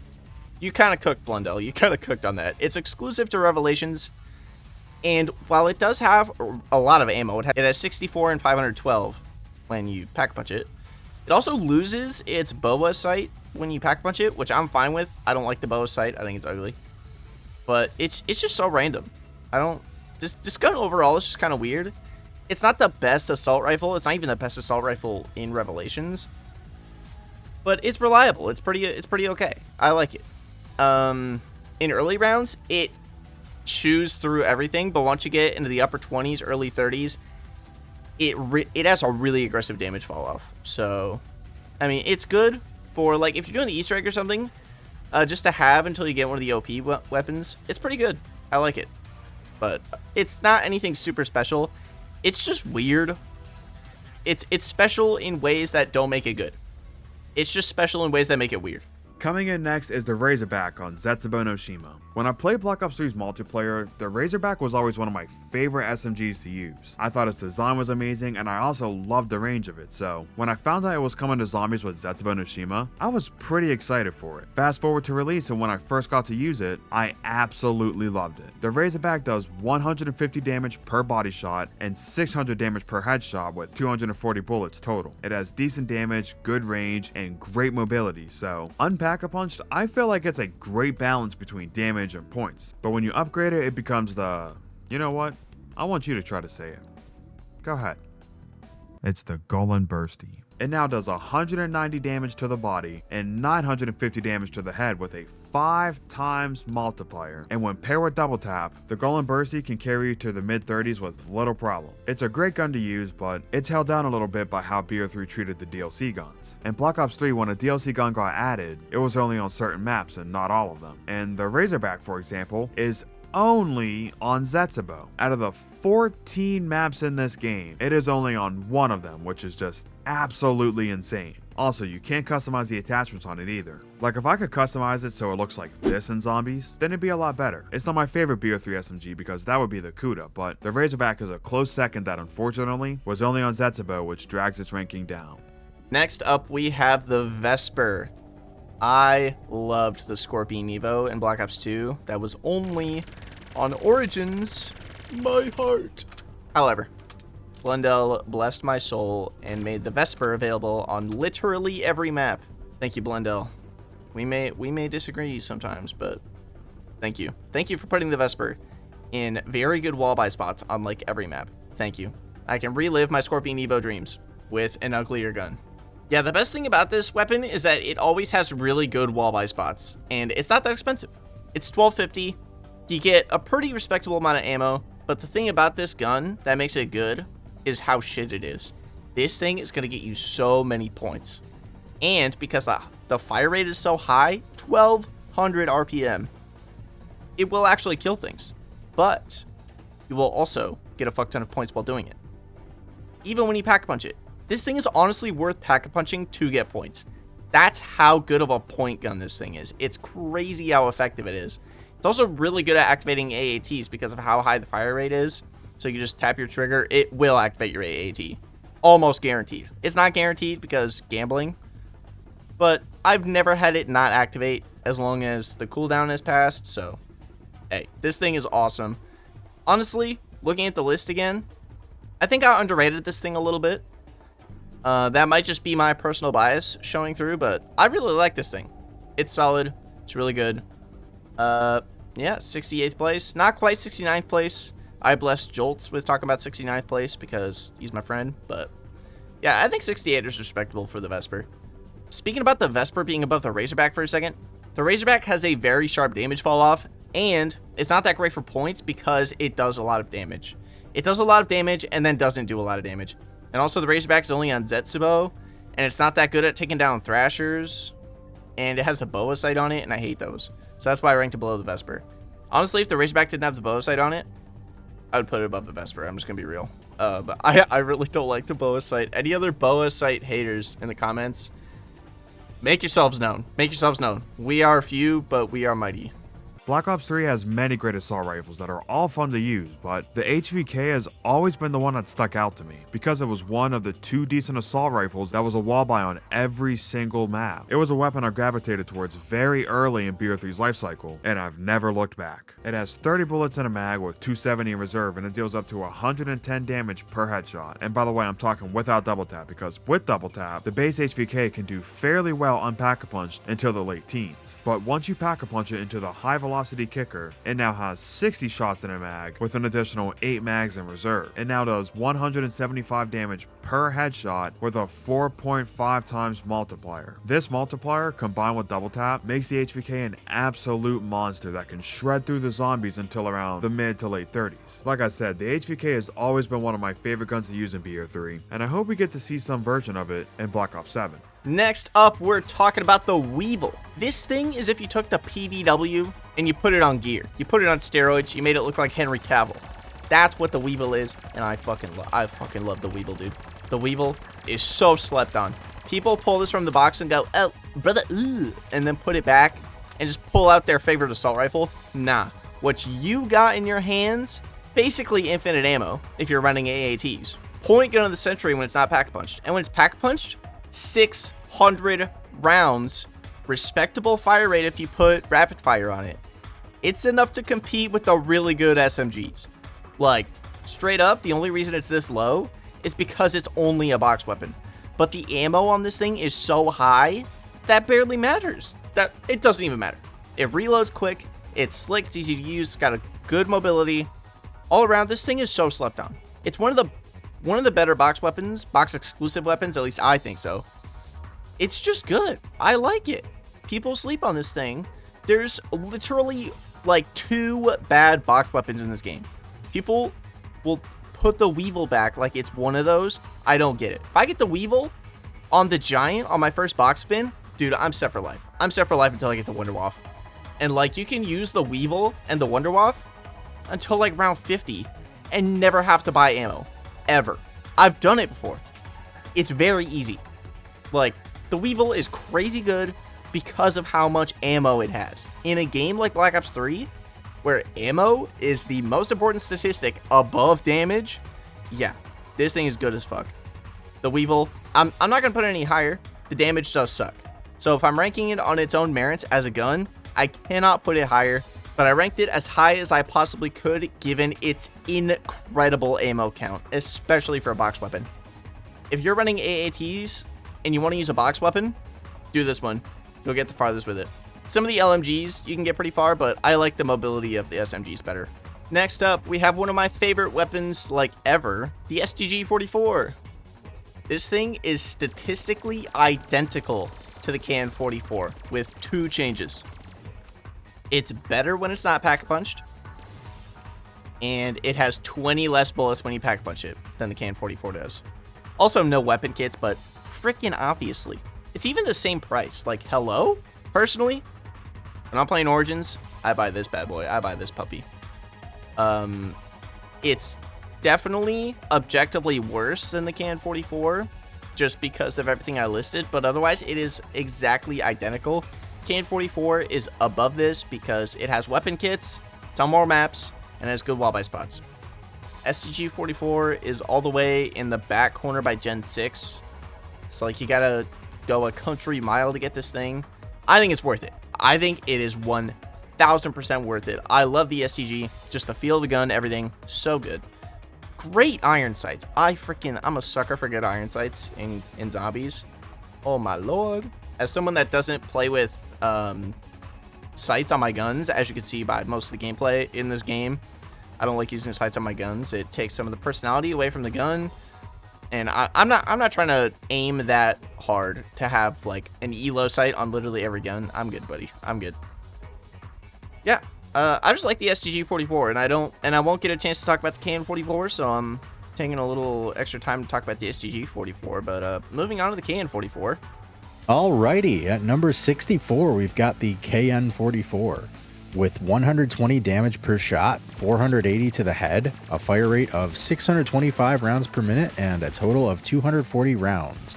It's definitely not the best AR in the game, however, it is one of the most convenient ARs to grab, and that's why I like it so much.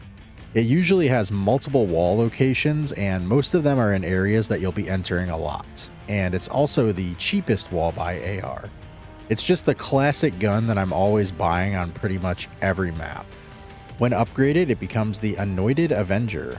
It can hold up to 400 rounds, does 480 damage to the body, and 1000 to the head. It also has its own weird lore for some reason. I don't remember all the details, but basically there was an image on the Giant that was cut up into a bunch of different pieces, and upon putting them all together, it was found to be a KN-44 inside of a hypercube, which is like the 4-dimensional version of a cube. For a while, people thought that it might be linked to the fabled Impossible Easter egg that Jason Blundell teased back when the game was new, but I believe that theory has been debunked.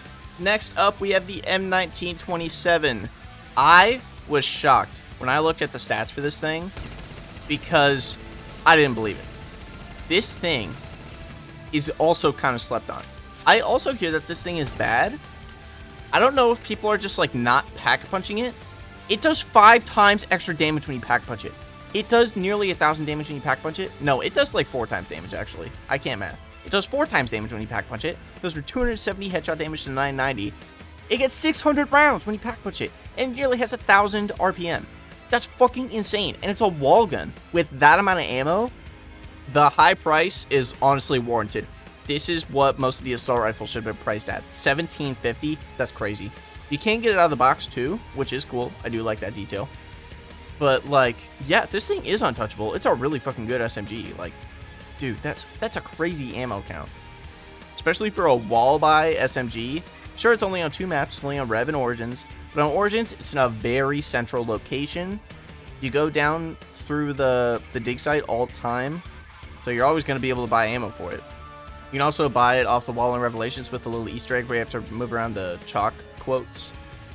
Just overall a very slept on gun. This thing is really good. It's especially good on Revelations because you can get a fuck ton of points with this thing early on. It's just going to do you well. It's going to do you very well. Highly recommend, especially on Revelations, but it is also good on Origins.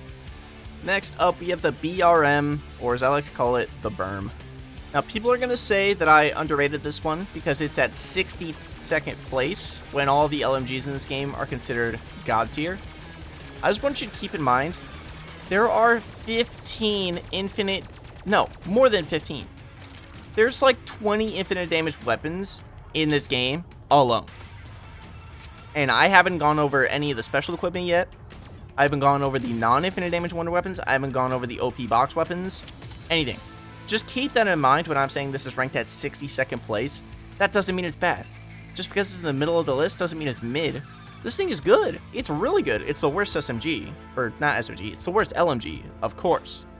But it is not bad. This thing is very good. And since the LMGs in this game have such high mobility, oh my god, it's really good. This thing, the LMGs in this game just feel like assault rifles, but beefier, like the Rock or something.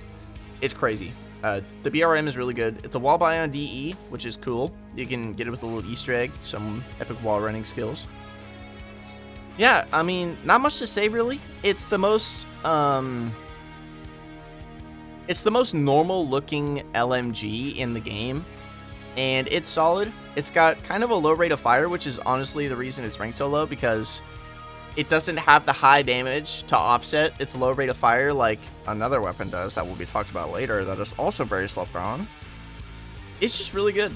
It's really good. Worst LMG, obviously, but also still really freaking good. Next up, we have the Wrath of the Ancients. This is the unupgraded bow. I wasn't going to rank this originally, but given you use it separately from all the other bows to upgrade them, and it serves its own unique purpose from the other bows, unlike the unupgraded staffs, so I thought I would rank it separately. This thing, in the rounds that you're going to be upgrading a bow, is overpowered as fuck. It's so good. If something's in your way, it's gone. I mean, as long as it's not like a Panzer. If you're facing a Panzer with this thing, good luck, buddy. Good freaking luck. Just, it does more respectable explosive blast radius than most of the actual explosive weapons do in this game, and it doesn't damage you. It's got built-in PhD. That's awesome. It looks really cool. It is reliable for what it is intended for. It is incredible for early rounds when you are using it to get one of the other bows. It is not meant to be used on high rounds. However, technically, this thing has scaling damage, which is really weird. So since it has scaling damage, it technically has infinite damage, so I put infinite damage, but it technically doesn't. It just scales a little bit. It's very weird. I got such weird numbers when testing this thing. It kills around 100 in one hit sometimes. It's so weird. If anyone wants to test this thing more in depth, there's some freaky ass stuff going on with the numbers on this thing on high rounds. I don't understand it. I'm not going to pretend I understand it, but it is good. Like, you can use this thing for far longer than you think you can. However, that doesn't mean that it's good. So, here it goes in 61st place. In 60th place, we have the FFAR, or when you pack punch it, it's the Formless Fafir. This thing is good, don't get me wrong, but people way overrate this thing. It only does 1,000 damage per bullet, which with the high fire rate is respectable, but it falls off so aggressively. Like, I think in the mid 30s, like I want to say 34, 35, falls off a cliff. It's crazy. Yeah, it has a lot of ammo, has a huge magazine, but like for a box weapon to fall off that early, come on, buddy, pack it up. Like, yeah, I'm not pretending this thing isn't good. It's really good, but with how OP all the weapons are up here, you really got to stand out. to compete with the big boys in this game. There's so many big boys in this game. This is one of the smaller big boys. It's good, but less good. So, I mean, yeah, it goes right here. I pretty much summed up why it's here. It's just the damage just falls off a cliff. Like, it just needs like a little bit more damage so that it tapers off a little more instead of dropping off a cliff like it does. But yeah, FFAR goes right here, 60th place. Alright guys, the Man of War is definitely one of the best assault rifles in all of Black Ops 3, and I specifically remember getting it from the second gondola on Horizon Drac once again, doing that quick Easter egg where you throw the grenades into the tram that you come up on, and then you have to get, I think it's 5 different tram fuses, and you get like either a Man of War Pack-a-Punch, the Dread Armada, or you can get monkey bombs as well, and I think there's another, maybe a ray gun or something like that. But overall, the Man of War is really good. It's a really reliable assault rifle, which is something that I feel like we haven't really had lately when it comes to zombies in general. But the Man of War is always solid. I think that's up there with like the HVK and the KN-44. So definitely a solid weapon overall, and one of my favorites from Black Ops 3. Anyway, I started blasting. Bang! Bang! Well, I don't see so good, so I missed. Then they ran away. I ran after them. Okay. Bang! Try to shoot them in the back. But I don't run so good either. Anyway, you guys all think I'm a hero, and I'll accept that responsibility. And coming in at the number 58 spot, we have the Marshall 16 dual-wield pistols, a Zetsubo no Shima exclusive weapon. God, don't you miss exclusive weapons? Looking at you every game post BO3. It's kind of surprising they're ranked this low, with an 848 damage per shot to the body and nearly 1300 damage to the head. This weapon is pretty much like having a shotgun in both of your hands. It only gets better when Pack-a-Punch, with the Perun and Veils going up to nearly 1500 damage per shot, and using 2 bullets per shot, this weapon feels like a killing machine. It even does so good against the Thrasher without hitting its weak points. And add double tap and AATs, it's truly one of the shining stars and arguably one of the weakest original maps in BO3. So, seeing this in practically the bottom half of the ranking, I know I shouldn't argue with the data, but this feels like a lie spread by the fake news media.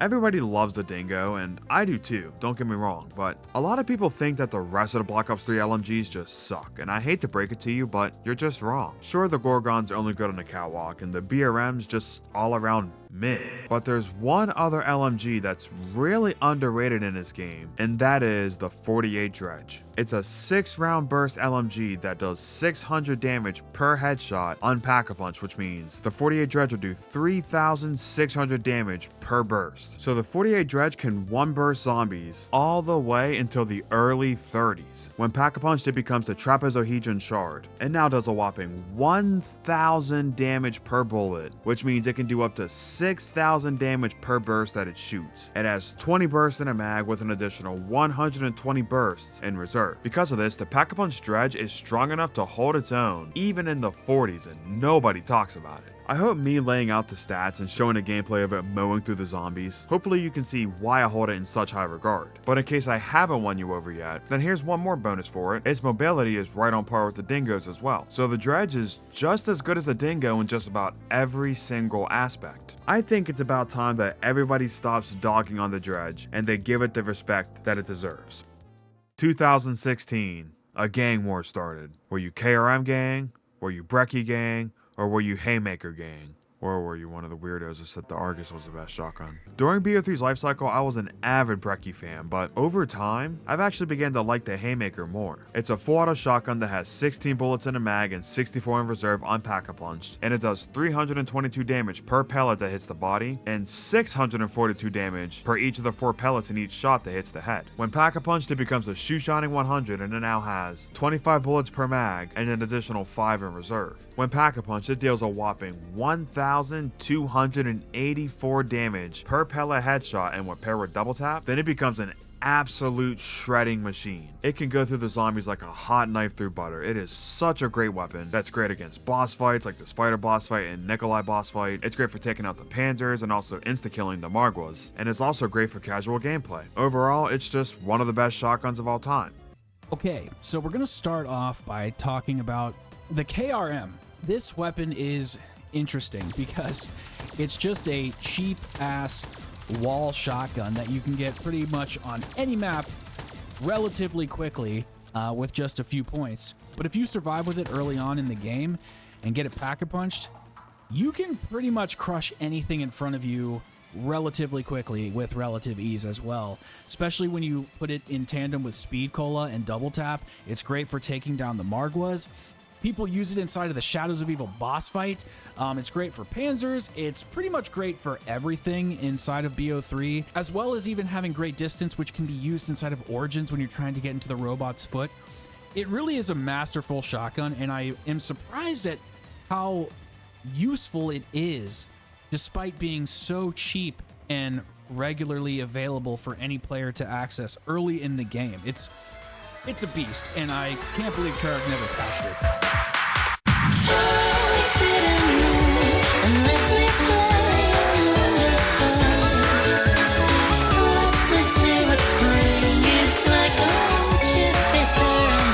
Next up in 54th place, we have the Galil, otherwise known as the Lamentation. It's back. Honestly, it's better than ever. This thing is still solid. People say that this thing is like weak in this game, that it's weaker than it was in Black Ops 1. I'm sorry, but that's just like objectively not true. It does the same amount of damage, the same exact amount of damage as it did in BO1 and BO2. It's got the same amount of ammo. It's got the same fire rate. It's available from the same place. Like, I think you're just spoiled by Black Ops 3's really busted weapons, because I'm telling you, it is statistically exactly the same as it always has been. I'm not kidding. It's exactly the same. I've done the stats for BO1 and BO2 and BO3 now. The stats are all exactly the same. Okay? Stop saying it's bad. Stop that. Just stop lying. Me when I spread misinformation on the internet. I hear this all the time that it's worse than it used to be. It's exactly the same as it used to be. Stop this. Anyway, yeah, it's good. Always as good as it always has been. It falls a little lower in this game because, you know, this game has so many freaking OP weapons, like I mentioned before. But it's solid. Very solid mystery box pull. It's going to get you far. It's going to do you well. Put double tap on it, and it's awesome, much like most any weapon in this game. Yeah, get it. Go get it from the box and use it. It's fun, and it's cool. Now in 53rd spot, we have the MG08. And I gotta admit, I got a little swindled in this one, chat. The reason why I selected this gun was because not only is it extremely fun to use, but I love the special ricochet bullets that you get when packed. As those who know me know that special pack-a-punch abilities are kind of like my bread and butter when it comes to zombies. But one thing I completely forgot about is that the BO3 MG08 actually doesn't have the ricochet bullets. And I'm just sitting here like, why? I swear this has to be some part of some weird hidden agenda Blundell had during BO3 where he was trying to make us forget that, you know, the pack-a-punch machine used to be really cool. Luckily though, the MG08 itself is still really fun to use and will absolutely shred through any horde of zombies you put in front of this way. And it also has a really nice sick-ass design as well. If only it also had the original sound effects, as for some reason it sounds more like a jackhammer than a gun in BO3. But that's a whole nother issue, and honestly we should probably move on to the next gun before I get stuck talking about BO3 sound design, because that's something I'll yap about all day long. Next up in 52nd place, we have the MX Garand. This thing is a headshot machine. Like, if you haven't camped with this thing, you have not lived, my friend. Go on Zetsubou no Shima, camp in the elevator shaft after you do the Easter egg. Free fun for eternity. So much fun. So what if you can't reload it until you spent the whole clip? Clip, magazine, I don't know which one it's called for this type of weapon. Sorry, don't care. And you can put AATs on it, and it's got a pretty decent sight on it. It's so good. It's so slept on. To put this into perspective, this thing does double the headshot damage that the Shiva does, and it has a higher fire rate, and it has more ammo. It's just really freaking good. And if you have gobblegums, it being a box weapon is not an issue. You will be fine. It's so fun to camp with, so useful. even if you're training, it's pretty useful because of how much the bullets penetrate. It will activate your AATs. So freaking good. Go use this weapon. If you haven't used it, it's awesome. Next up in 51st place, we have the bane of your Easter egg run, the QEDs. I rank these a little higher than the middle of the list because, one, I kind of condensed the melee weapons down to be like, quote unquote, one spot. So it technically is still in the middle of the list, at least mentally I did that. Obviously in the list they're not like that. But it also, I feel like, has fewer negative effects in BO3 than it does in BO1. I'm not technically sure if that's true. I'm sure somebody knows. If you know, please let me know in the comments. Please and thank you. Yeah, I rarely get a negative effect from the QEDs on Moon. I rarely get a useful effect. In fact, I have nothing happen with the QEDs more often in this game than I do in Black Ops 1. Like, in Black Ops 1, you would either get something really good happen or really bad happen. In this game, either something slightly good happens or nothing happens. I might just have bad luck with the QEDs in this game, but yeah, I mean, they are okay. They are fine. They're the QEDs. They're literally gambling as a tactical grenade. What more do you want? Like, that's cool. That's awesome. You know, I have one simple request, and that is to have sharks with frickin' laser beams attached to their heads. At number 50, we have the Rift E9. Exclusive to Revelations, this laser pistol is one of the strongest and most unique weapons on a map that is literally filled with overpowered weapons. A 2-round burst, doing more than 400 damage to the body and 850 to the head. If you get this gun and don't get one of the many other powerful weapons on this map, you can't go wrong with the Rift E9. Its main drawback, double tap is not effective when using this, which is a shame, but it still does good damage without it. And when Pack-a-Punch, the Elder Invader goes bananas. With 1000 damage and a 3000 damage multiplier, this weapon shines in a map like Revelations. And it really fits the setting too, with aliens taking over the multiverse. I really like this weapon, and is one of the main reasons I like playing Revelations. Also, it does really well against the Margwas and Panzers.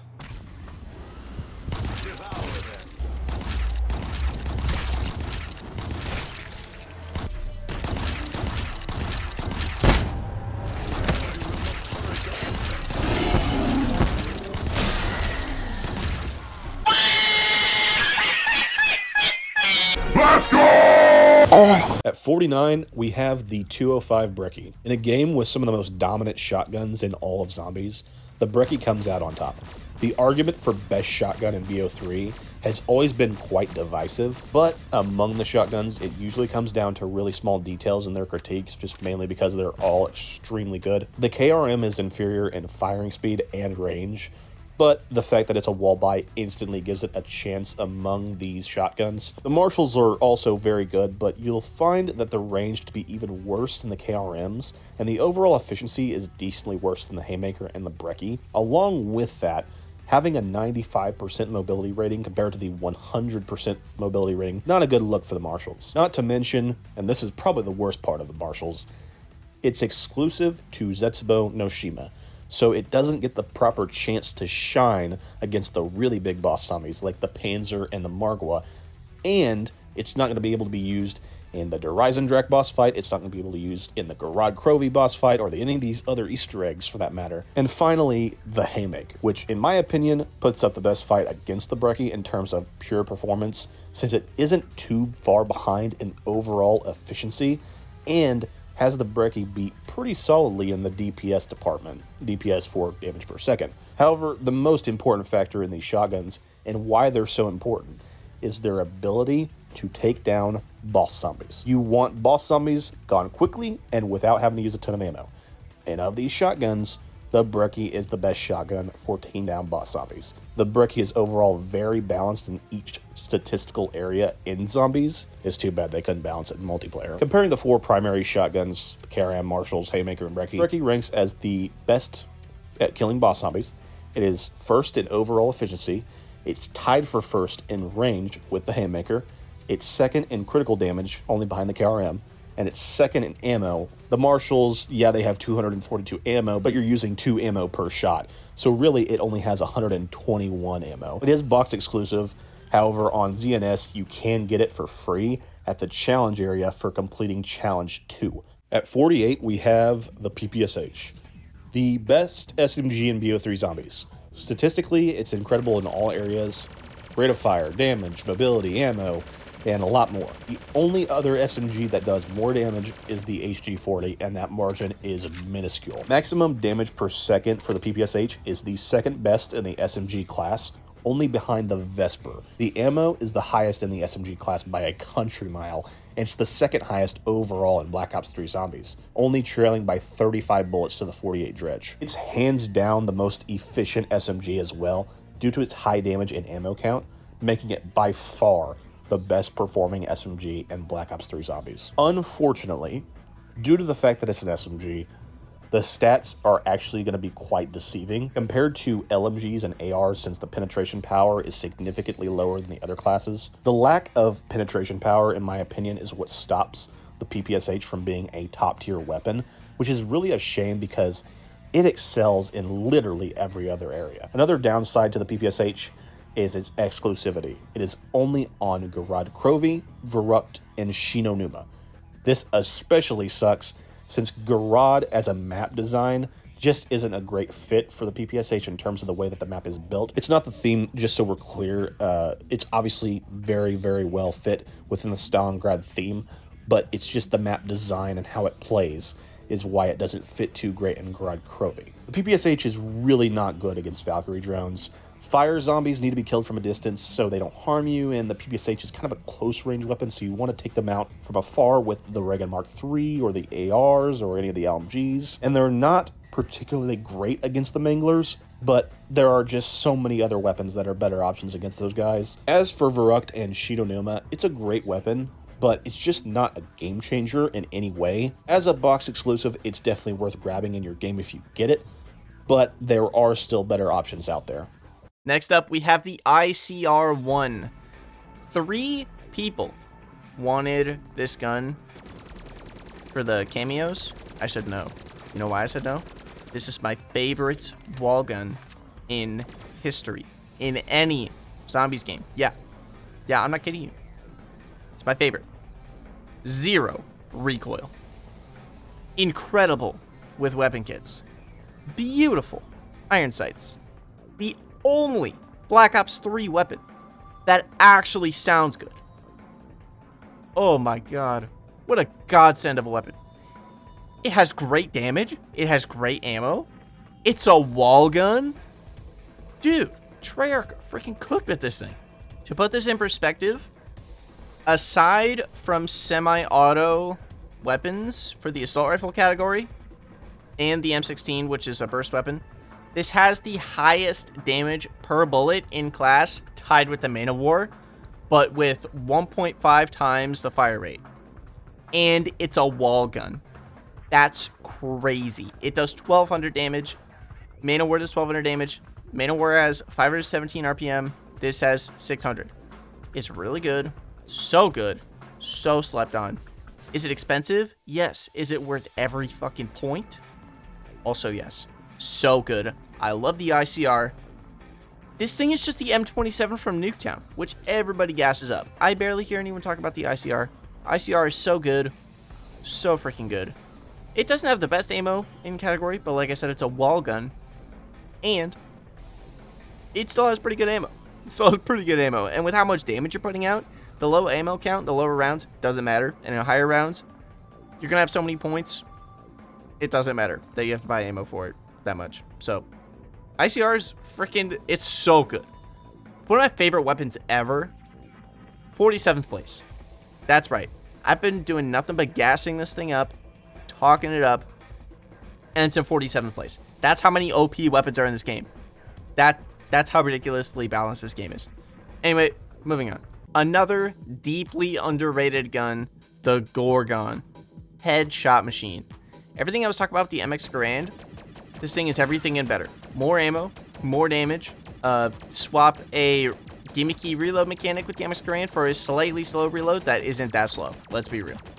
While it doesn't technically do more damage a shot than the MX Garand does, with how much ammo it has, with it being automatic, it feels like it does more damage, which I think is fine. It also pack punches into Athena's Spear. Oh my god, that's such a good pack punch name. One of my favorite pack punch game names in the entire game. So good. Yeah, people sleep on this thing. They say it's like too slow, too clunky. It has the same movement as all the other LMGs. Get over yourself. Just say you're bad. Just say you're bad. Anyway, I love this thing. No matter what map I get it on, I'm picking it up. It's got 600 rounds total. What more do you want? You can put fast mags on it. Reload issue is fixed. You can put a sight on it. Ugly iron sights are fixed. I kind of like the iron sights. I think they're ugly in a good way. Yeah, the Gorgon's awesome. Definitely underrated. People say it's the worst SMG. Or, I'm stupid. People say it's the worst LMG. It's not. It's just not. It's really good. Next up in 45th place is the Death Machine. Death Machine in this game is way better than it was in Black Ops 1. It is worlds better than it was in Black Ops 1. That said, it still has a couple problems that prevent it from being any higher. It technically, but also does not at all do infinite damage. It does scaling damage. However, that damage doesn't directly scale with the round. So as the rounds go up, this thing gets ever so slightly less effective. It never gets ineffective to the point that the original Death Machine did. Ever. Never ever. You can put it away, unlike the original Death Machine. However, the takeout animation, like when you pick it up, sometimes, depending on what weapon you're holding, is really slow and it can get you killed. And there's no, like, power-up bloob sound like there is in, like, Black Ops 4 onwards. So you can accidentally pick this thing up and just straight up die, which is hilarious. But the main reason I ranked it here is going to be kind of a stupid one. It's the fact that it's not a max ammo. And I know that's dumb, but when you're doing an Easter egg, these things aren't that useful, let's be real. Like, they're useful for the flag step. If you have some Fatal Contraption Gobblegums, go ahead, pop those. But just the movement speed you have with them in such a fast-paced game, they're not useful for the boss fights, really. And in high rounds, you don't really want them. You want max ammos, obviously. And all these do is just spawn in place of a max ammo. And they're not that effective in the high rounds. Like, they're usable-ish, but not effective. Like, you need something to be in the high rounds, especially depending on what strat you're running. So, while I understand if someone says I ranked the Death Machine too low, I really don't think I did. Because most of the time, I just want a max ammo. I'd rather have a max ammo than a Death Machine. And I know I'm not ranking the max ammo as a weapon. I'm not saying Death Machine is bad. It's up here with the other really good guns that we're going to be getting into. But it can't compete. I'm sorry. It can't. Like, I would rather have any of the other weapons above this and get a max ammo than have the Death Machine. So, I think the Death Machine at 45 is a respectable spot. I might be underrating it a little bit. Let me know in the comments what you think. But yeah, I think this is a good spot. The RPK was added into BO3 as well. And this gun is just a beast. Now, usually the Dingo is my go-to LMG. But once the RPK got added, I really haven't looked back since. It's also amazing on Dreisendrack. It takes the Panzers out so easily just by ADSing down at their chest and hitting that panel and kind of knocking them out. It's a really great gun, super overpowered, and I love having it as a part of my kind of, regular kill arsenal. At number 43, we have Thunderwall. Thunderwall is by many considered to be the worst AAT and BO3 zombies. I myself am actually a fan of Thunderwall, as this is a great tool to use when high rounding on several maps in BO3. While it statistically is the worst AAT, there are still ways to utilize Thunderwall to where it'll save your butt. Thunderwall's max kill rate is 6 kills per activation. It is the worst of the AATs, but at least it's consistent. And the cooldown is only 10 seconds, fortunately, but it's not much better than the other AATs, especially considering some of those other AATs on one activation can wipe out a whole horde or close to it. And heck, it's not even the fastest cooldown of the AATs. Okay, now let's get into the actual good stuff, because I know I'm just digging my own grave here trying to defend Thunderwall, but Thunderwall on shotguns are extremely underrated. People always talk about get out of jail free cards, such as the Thunder Gun or the Haymaker before round 30 or in plain sight anywhere but here. Obviously, Thunderwall is not the Thunder Gun, but when applied to shotguns, Thunderwall is extremely good for keeping you safe. The fit with shotguns is due to the shotgun's pellets and how it spreads, and also it just helps because in that situation, you don't have time to aim if you're about to get trapped, so just have your shotgun out and use Thunderwall and you'll stay safe. Not saying that this is a top option, but it's a great thing to have when you have Mule Kick and you're already kind of stacked with a wonder weapon and then another weapon that has a better AT that will focus primarily on taking out the hordes. Another plus with Thunderwall is that you'll get power-up drops as well, which not all AATs can do. Not to mention, it's one of only 2 AATs to be able to recharge your specialists on SOE. It's the same on the Giant and Verupt and Shinonuma, but no one cares about the Annihilator because it sucks. I'm not trying to argue that's the best AAT or anything, it's definitely not, but to act like it's completely useless, it's definitely a bunch of nonsense, man. This is a great alternate ammo type, and it can be used in several situations. It works well when camping, it works well in training, it works well in Easter egg runs, and it definitely works very, very well in high rounds. Next up in 42nd place, we have the Mauser C96 or the Boomhilda. This weapon and the weapon we're going to talk about next on the list, or somebody else is going to talk about, are statistically more identical than you probably think they are. This thing does 4,000 damage a shot to the head, which is crazy. It is just as good as it was in Black Ops 2, except for the fact that it feels worse in every way. I don't know what it is, but oh my god. Just something about it just feels so freaking off. Just like, I don't know how to say it. There's something about the travel speed of the bullets is wrong. Something, the recoil is wrong. The feel is completely off and completely wrong. And any muscle memory you built up with the Boomhilda in Black Ops 2 is not going to translate. It feels like a completely different gun, and it's so odd. Statistically, it's the same. It's identical. But like, what did they do to this thing? It feels so odd in a way that I can't quite articulate with words. If you've used it, you get it, but I don't know how to explain this. I put it below the other weapon that we'll be talking about in a second because that does more damage, has way more ammo, and is just frankly, it's freaking busted. And it doesn't have the bullet travel speed like this does. So I think that weapon's better, but I will let Afterlife get into that. The M14. Now, clearly this gun is a staple of quote-unquote classic zombies, but when it came, I think it was during Zombies Chronicles or late inside of Zombies Chronicles season, we got the M14 in BO3, and it really changed the game for me personally in terms of playing high rounds and stuff. I really like to take that gun into like Ascension or Kino or just kind of like some of the more survival-based maps and just get headshots, put on some sort of AAT, and just kind of go to town with a wonder weapon also in the arsenal. It's very overpowered for what it is, does a lot of damage. It's just a great weapon to use, and I'm super glad it was added into BO3. Next up in 40th place, you know him, you love him. You take his sight off just to put on a reflex or an elo as soon as you unlock him to make him feel like a semi-auto assault rifle. It's the Draken. This guy is one of the best snipers in Zombies history. Great damage, great fire rate, great ammo. So good. So freaking good. There will never be a day where I am sad to see the Draken in the box. If you have played this game, you know how good the Draken is. I don't need to say anything more. It is the second best regular weapon in the game.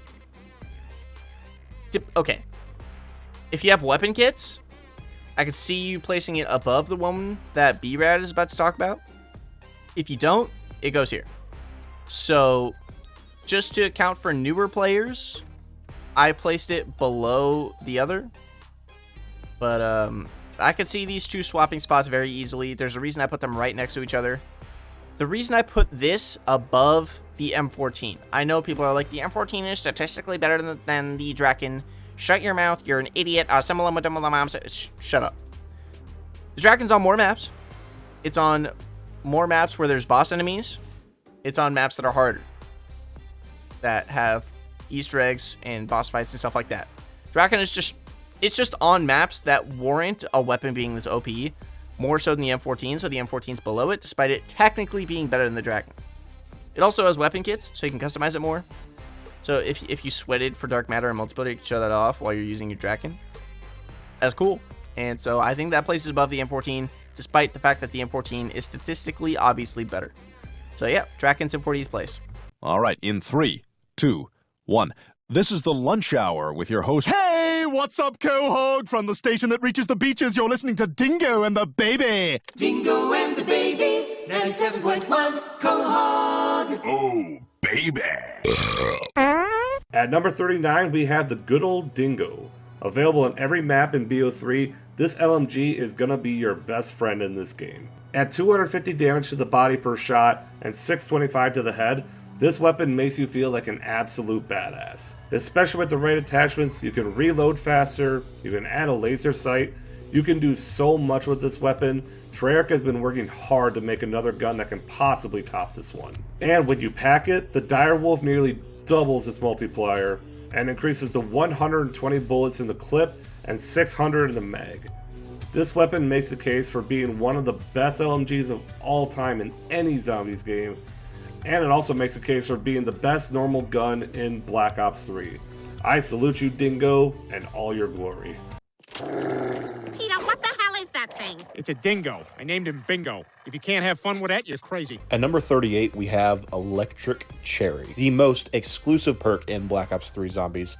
Electric Cherry is only available on 5 of the 14 maps in this game: Dreisendrach, Zetsubonoshima, Gradkrovi, Revelations, and Origins. Well, there are obviously super overpowered perks already in the game, and you only have 4 slots. 1, I know you guys are just going to use Perkaholic anyway. 2, in some strats on certain maps, this is actually a top 3 perk. Specifically on Dreisendrach and Zetsubonoshima, on DE, you can literally camp the stairway by Speed Cola and use the Electric Cherry reload shock to stun zombies from being able to hit you. It's so unbelievably overpowered that even the bows aren't necessary to camp there. You can camp there as long as you want. 100, 200, 255, literally the entire game. Zetsubo is also really amazing as well for Electric Cherry, since spiders, which are some of the most annoying enemies in Zombies, can die instantly just from one reload shock, regardless of how much ammo you're reloading. If you don't know, Electric Cherry's reload shock does more damage depending on how much you're reloading. So if you're not really reloading much, the shock isn't gonna do a whole lot. However, if you're reloading a whole mag, the damage output is going to be much more. However, against the spiders, it doesn't matter how strong the shock is, it'll instantly take out any spiders that are right next to you. Since spiders are immune to Widow's Wine, it means it's very easy to get trapped by them. Not to mention, their movement is very unpredictable and makes training much tougher overall. Electric Cherry is a must-have on Zetsubo. It's just unfortunate that there isn't a single perk coal machine for it. The other 3 maps where it's available, Garad, Rev, and Origins, it is somewhat useful on those maps, but it's just far better on D and ZNS. Coming in next is the Lightning Staff. I feel like I've done this before. Lightning Staff Gang, rise up. I repeat, Lightning Staff Gang, rise up. At the number 9 spot, we got the Lightning Staff. First, let me say, I'm not the biggest fan of BO3 Origins, but they did my boy up really nice in BO3, and they made him look great. But just like in BO2, the Lightning Staff not only has amazing effects and sounds when you shoot it, but it also allows you to rapid fire the staff to shoot all 12 shots very fast. Then once you do the upgrade quest to turn it into Command's Bite, it gets a really cool ball of lightning that'll travel through the horde and kill them. Until the 60s. Again, its damage ain't there. It's statistically the worst staff of the 4, but as I always say, it is my favorite staff to use because of how it looks with the purple design, the lightning effects, and sound effects that play when you shoot it, to being able to just spam the unupgraded one. I've always loved the lightning staff and it'll never change. In 36th place, we have the Trench Shield. This is the shield from Origins. This one, I mean, it's the most bland shield in the game. It's a metal rectangle that you can hit things with. You can't plant it in this game. In my gameplay, it says that I can deploy it. I have a mod installed that I was getting some gameplay with because it's fun to play on. That lets me plant it, but you can't normally do that. This thing, I know I placed it on the bottom, but it has a good use case for getting the fists because you can melee kill with it up until like the mid-20s. and it's still effective because I think it does like 2,500 damage, something like that. So it's effective enough to be useful for getting the melee kills for the G strikes. Great for that. Great overall just to have on your back for survivability, especially in this game. But given it's only on one map and it doesn't have like a special ability, I placed it in last with all the other shields. But yes, all the other shields will be on the list as well. Next up in 35th place, we have the Rocket Shield, or when you upgrade it on some maps, it's the Goddard Apparatus, which is a cool-ass name for something that does not warrant having such a cool-ass name. This thing, for all intents and purposes, is basically a normal shield. It has the Rocket Boost ability, but most times I use it, it's either ineffective, destroys my shield, or gets me killed. So I think it sucks. I'm just going to ignore that aspect of it. Yeah, when you upgrade it, it gets an extra charge. Whoop-de-frickin-do. It's annoying as fuck to upgrade. I'm not upgrading this thing. You can't make me upgrade this thing. It sucks. Yeah, it's basically a normal shield. It's just on more maps that are harder.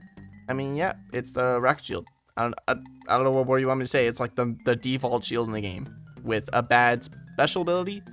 But because it's on more maps that have like boss fights and stuff, I ranked it here at 35th place. Next up in 34th place is the Matryoshka dolls. I love these little things. People sleep on these. Nobody talks about them in BO3, but they're just as effective as they used to be. Doing 100,000 damage. They're going to get you through most early rounds. You're good. Yeah, they damage you, but so do the original ones. So they're not quite as good as the originals because you can't get PhD. But they're just so awesome. I love them. Like, they have so much personality. They're so useful. Even if they don't do infinite damage, they're still useful for whatever round you're going to be on playing Ascension as a sane person. If you're high rounding on Ascension, why? Why? You can high round on any map and you choose Ascension? Why? I don't know. I don't understand you. But these things are kind of slept on. I'm not going to rank them any higher because they don't do infinite damage, but they're kind of slept on. Next up, we have the Fire Staff from Origins, which can be upgraded into Kakatsuchi's Blood. It doesn't do infinite damage. That's why it's at the bottom. It does the least amount of damage, technically. I ranked it below the Lightning Staff, which does do less damage than it, because it just feels bad in this game. I don't know how to explain it. They like ruined the Fire Staff in BO3 Origins. Like, sure, it doesn't crash your game anymore, but oh my god, it feels awful to use. I don't know if that's just me. I don't have my Fire Staff expert here like I did last time, but it just, something about it, it's just off. It's, yeah, I don't know how to explain it. Like, the charge shot is fine. It's okay. But literally, I placed it down here because it feels like shit to use, and it doesn't do infinite damage. So, yeah, it goes here. I will take this moment to say something briefly about the Lightning Staff, since somebody else will be talking about it. The Lightning Staff feels much better to use in Black Ops 3 than it did in Black Ops 2. And it feels oddly more effective. I can't really explain why, it just does. But I think the Lightning Staff is better than the Fire Staff in Black Ops 3. In Black Ops 2, I think the Fire Staff is better, even if it crashes your game. In 32nd place, we have the Ray Gun Mark II. I swear, Treyarch makes it their goal every time they bring back the Ray Gun Mark II to make it slightly worse. I swear they do it on purpose, dude. I don't know what their problem is with the Ray Gun Mark II, or if they just can't get it right. The slow burst of the Ray Gun Mark II was what made it good, because you can kind of cascade it through a horde and kill the whole horde with 3 bullets. Later games make the burst so fast that it just defeats the point of it being a burst weapon. Might as well just have it fire like one really big shot at that point. That's a topic for another ranking video. The Ray Gun Mark II in this game, it just feels off, from the Black Ops 2 one. It doesn't have, it's not quite the same. The ray gun bullets travel a little differently. I don't know how to explain it. It also feels like it does less damage. The Ray Gun Mark II in Black Ops 2 doesn't do as much damage as people say it does. I talk about that more in the Black Ops 2 weapon ranking video. Go check it out. But it feels weaker in this game. I don't know why, but it does. I think there's some, like, the penetration stat is different or something. Something is different about this. I couldn't figure out what it was, but if someone else knows what it is, please do let me know. I would love to know. I realized I haven't talked about the Ray Gun Mark II specifically, and I know someone is going to be like, Why am I seeing the ray gun Mark II before the ray gun? You're washed, buddy. Get out of my video. I'll talk about that more when I talk about the actual ray gun, because I have a lot to say about that. But as for this one, it's not on any maps where it's useful. It's only useful on Origins, and in Origins you have staffs, so you don't really need it, and it's fine. The only use case I have found for the ray gun Mark II is if you want to get high rounds on the Chronicles maps, but also most of them have the Wonder Waff, so you don't really need this too much. So it is fine. It's okay.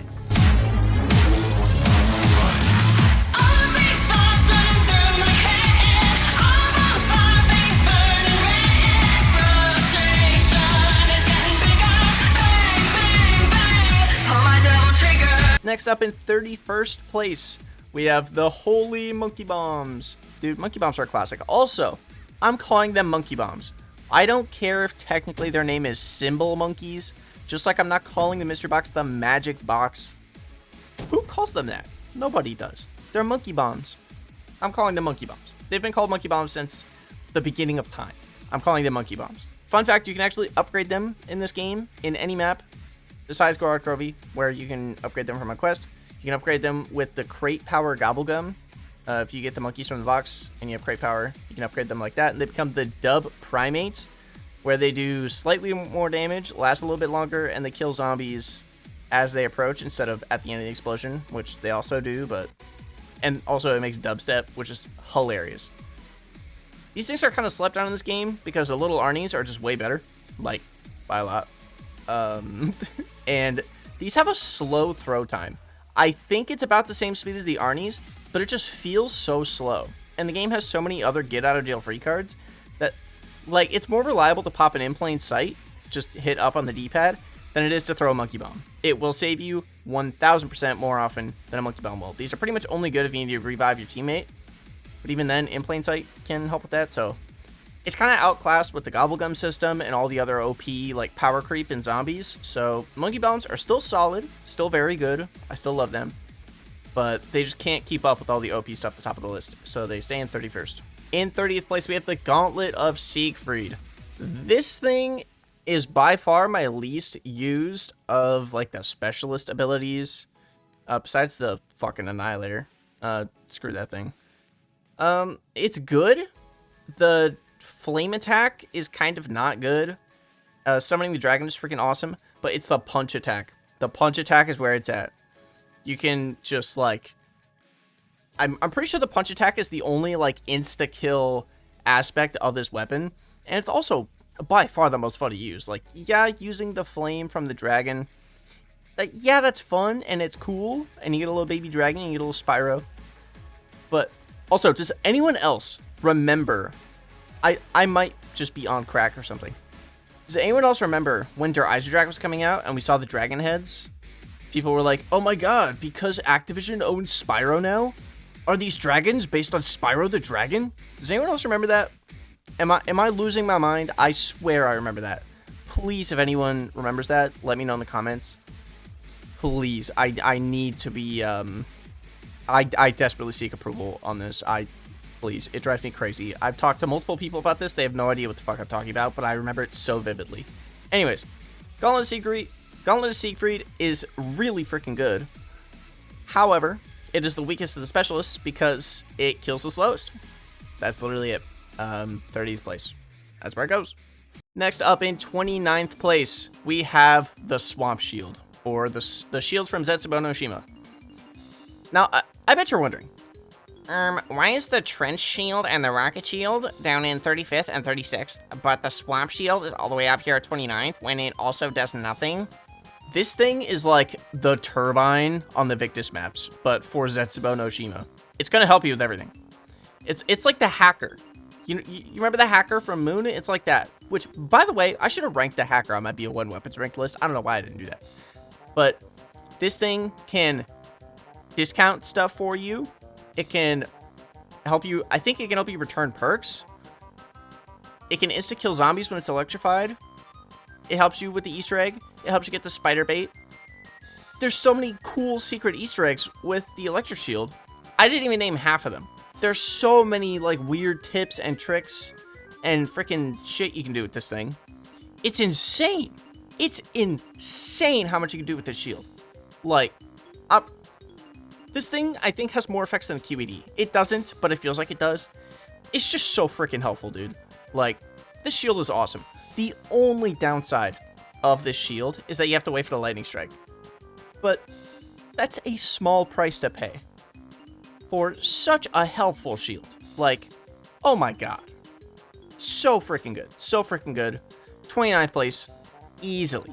I can't put it higher because it's just a fucking shield that is electrified, but it's freaking good, okay? It's good.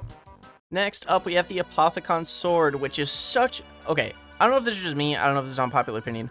This thing hurts my eyes to look at. Specifically the upgraded one, where it's like, it's so red, it hurts my eyes. It's like... It's like...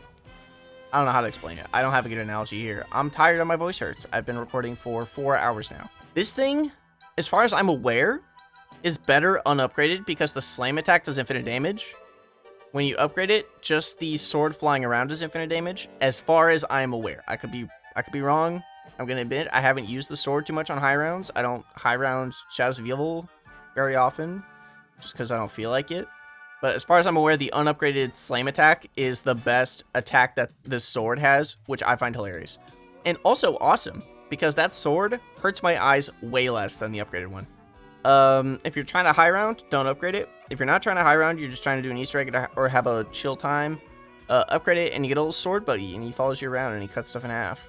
And he whispers in your ear to commit arson. But other than that, the sword is cool. It's not at the top of the list because all the other stuff is more OP. That's literally it. Next up, we have the Dragon Strike, which, fun fact, you can upgrade it and it becomes the Draconite Controller. Originally, I thought this did infinite damage. It does not. It shits out in about the 50s and 70s respectively, depending if you upgrade it or not. And it only works outside. You can use it inside and it attracts zombies, but it doesn't kill anything. It's only on Gorod, and you can do a very easy quest to upgrade it. It's very easy. Like, I never see anyone do it, but it's very easy. Just go do the quest. It's not hard, buddy. Just go do it. You nuke a flag. But yeah, great fun. It's basically the G strikes from Origins, except you get 1 or 2 every round, and they're awesome. They don't do infinite damage like the G strikes do, but they're equally as helpful because they just are. Sure, you get less charges, but you get some every round, and I think that's just as useful. They're also easier to get than the G strikes, so while those are technically better, people sleep on the Dragon Strikes. I'm just gonna lay that out. People sleep on these, so I rank them a little bit higher than they probably should be because of that, to get you to go try them. Next up, right after the Dragon Strikes, in 26th place, we have the G Strikes, or the Gigant Strike. They're the freaking G Strikes, dude, and they buffed them. Yes, they actually made something from Origins better in Black Ops 3. Believe it or not. Shocker, I know. Yeah, you get 3 of them now at a time instead of 2, which is cool. I like that. I like that change a lot. They're the G Strikes, dude. They do infinite damage. They don't crash your game like the Dragon Strikes. That's something I forgot to mention, so that does also make them better. And I just like them. They're cool. I like their design. They're fun to use. They're freaking awesome. If the robots are walking past when you use them, you can see the missiles come out of the robots. So freaking cool. Like, so awesome. They're objectively better than the Dragon Strikes. Objectively better than Monkey Bombs. They're just awesome. Okay, dude? They're just freaking awesome. Like, what more do I have to say? They're the G Strikes. They're the freaking G Strikes. Just get them. There's no reason to not get them when you're playing Origins. Just go freaking get them. Next up in 25th place, we have the Skull of Non-Sopway. This is like the weirdest specialist weapon ever. I don't understand the lore behind it, but it's cool. It's really freaking cool. It's the most awesome. I think it's the coolest specialist weapon in the whole game. Like, it's so creepy. It's so cool.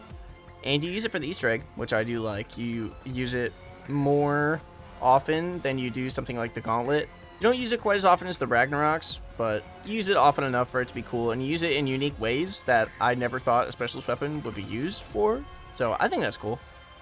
It does take forever to charge, which is a big downside of it, but this is my personal favorite panic button specialist weapon, because the Ragnaroks take a little bit to take out and set down. These, whip it out, fire it, you're good.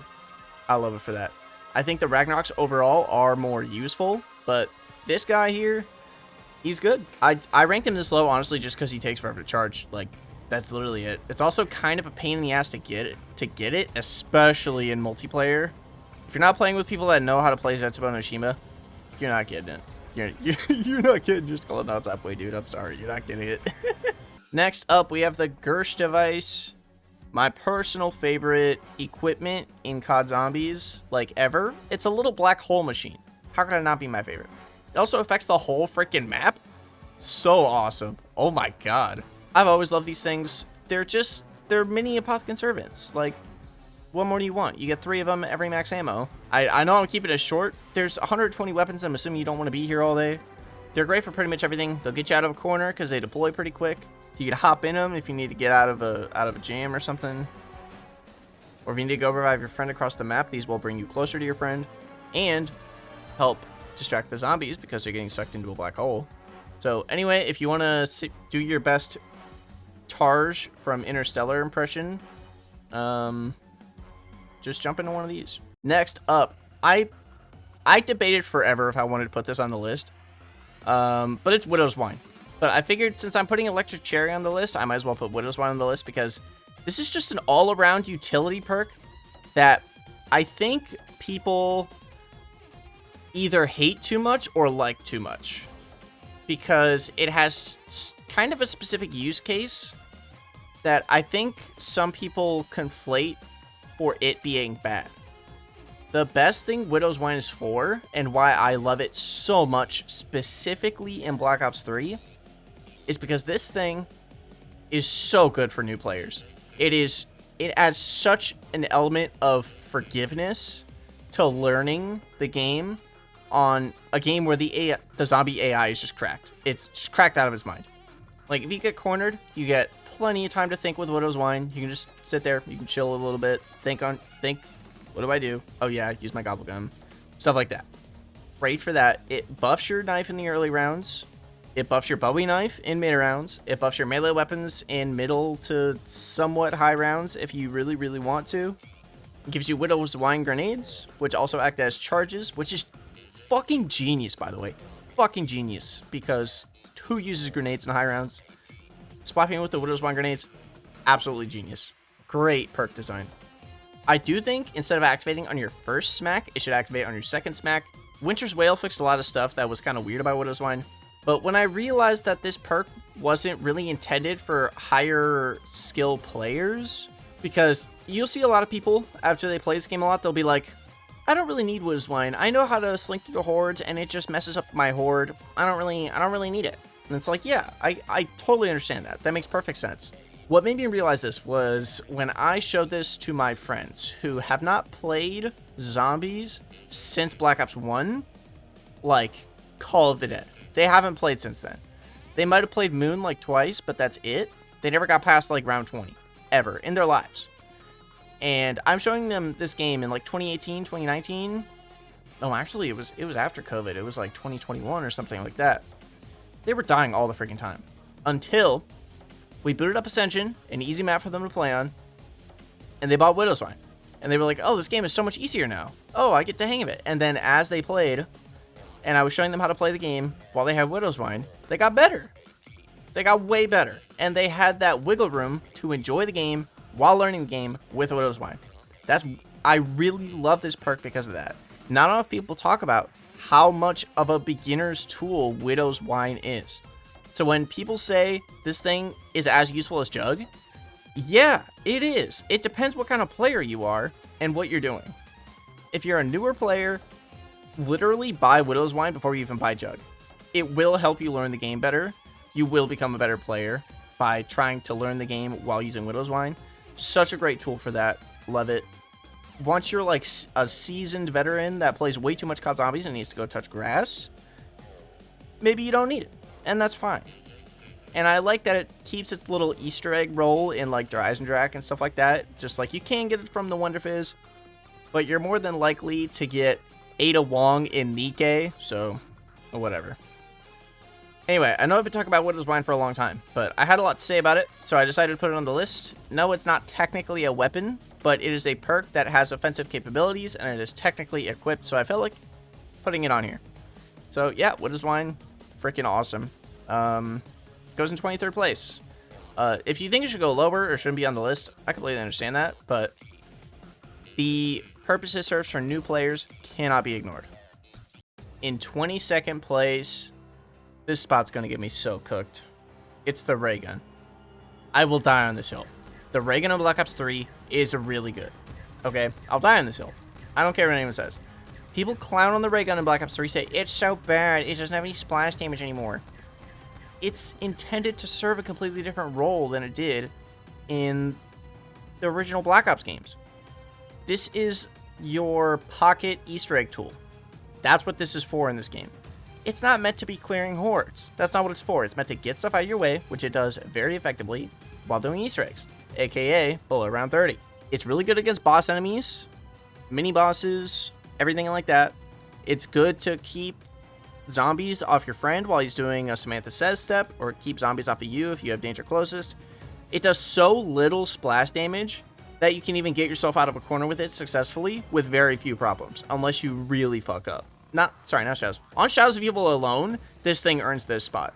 If you're doing the flag step without the ray gun, you're crazy. You are way better at this game than I am. The ray gun is so helpful for that. It's really good against Thrashers. It's helpful in the DE boss fight. On Gorod, it's very helpful. Sure, you have the ray gun Mark III in its stead, but if you don't have the Mark III, get this thing, or the L4 Siege. On Revelations, it is so helpful for both Shadow Man boss fights and the step where you have to throw the little Arnies into the anuses and the worm. So freaking helpful for all three of those steps. This thing earns its spot and then some on all of the main Black Ops 3 maps. It's insane. Like, it's so helpful for the Easter eggs. Sure, it sucks for high rounds, but it being as helpful as it is for the Easter eggs just carries it to the spot alone. I don't care. I will die on the hill that the ray gun in Black Ops 3 is good. I'll hand it to you in Black Ops 4. The ray gun does suck. It does. In Black Ops 2, it's not that useful either. Black Ops 1, Black Ops 3, goated. Best eras of the ray gun. I'll die on the hill. I'm aware it's an unpopular opinion. I don't care. It's really good. Very helpful for Easter eggs. Very slept on. 22nd place. So coming in at number 21 is the Lil Arnie. Found in Shadows of Evil and Revelations, this is the best lethal grenade in all of Black Ops 3. Coming along with infinite damage on any round, this makes it uncomparable to any other grenade in Zombies. Maybe even Zombies history, apart from the Gersh device and QEDs found on Moon. Even after that, I would still say that this is the best lethal grenade of all time. And all he is a little guy in a jar doing his thing. Once thrown, it stays around for 10 to 15 seconds, killing all zombies in sight, and somehow Treyarch still found a way to upgrade it. Upgrading it via an in-map quest or on Revelations via the Crate Power Gobble Gun, this silly little guy still continues to shine. He glows purple once upgraded and lasts 15 seconds longer than his original duration. Plus, on Shadows of Evil, he even wears a top hat and does a little dance. I believe that the Lil Arnie equipment is more than justified to be ranked at 21 on this list, making Shadows of Evil and Revelations better maps just for his appearance alone. In 20th place, another one that technically probably shouldn't be on here, but is on here because it helps increase the damage of most every weapon, Double Tap. If you are playing up until the mid rounds, if you are playing with AATs, you want this. AKA, you want this all the time. They turned Double Tap into such a crutch perk in Black Ops 2, and then made it even better by increasing the rate at which your AATs recharge in Black Ops 3. There's no reason to not buy Double Tap, literally ever. It's so broken in this game. Like, I know people love and miss Double Tap, but this thing, in most cases, increases your damage more than pack-a-punching your weapon does, for less than half the price. That is insane. The game should not be balanced like that. This perk should be like $4,000. I don't know why it's only $2,000. It drives me crazy. that they didn't rebalance this in Black Ops 3 at all. Like, make the perk more expensive, at least. With the old point system, that would have been fine. That would have been the perfect thing, so you could just get double tap a little later to make the early rounds actually hard. I think that would have been fine.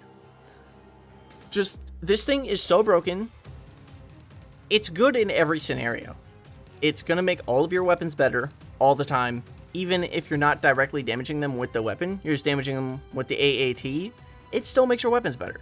And for that, I think it deserves 20th place. Sure, it doesn't make your weapons do infinite damage, but it makes them do infinite damage more often, and it makes all of your regular weapons do insane damage. So, double tap gets 20th place. Next up in 19th place, we have the Wunderwaffe DG2, the Wunderwaffe based on the Macaroni prototype. It's, I have mixed feelings about the Wunderwaffe in this game. On one hand, it looks beautiful. If you don't use it right, there's always some shit up with the Wunderwaffe, dude. Treyarch, why is there always some shit up with the Wunderwaffe?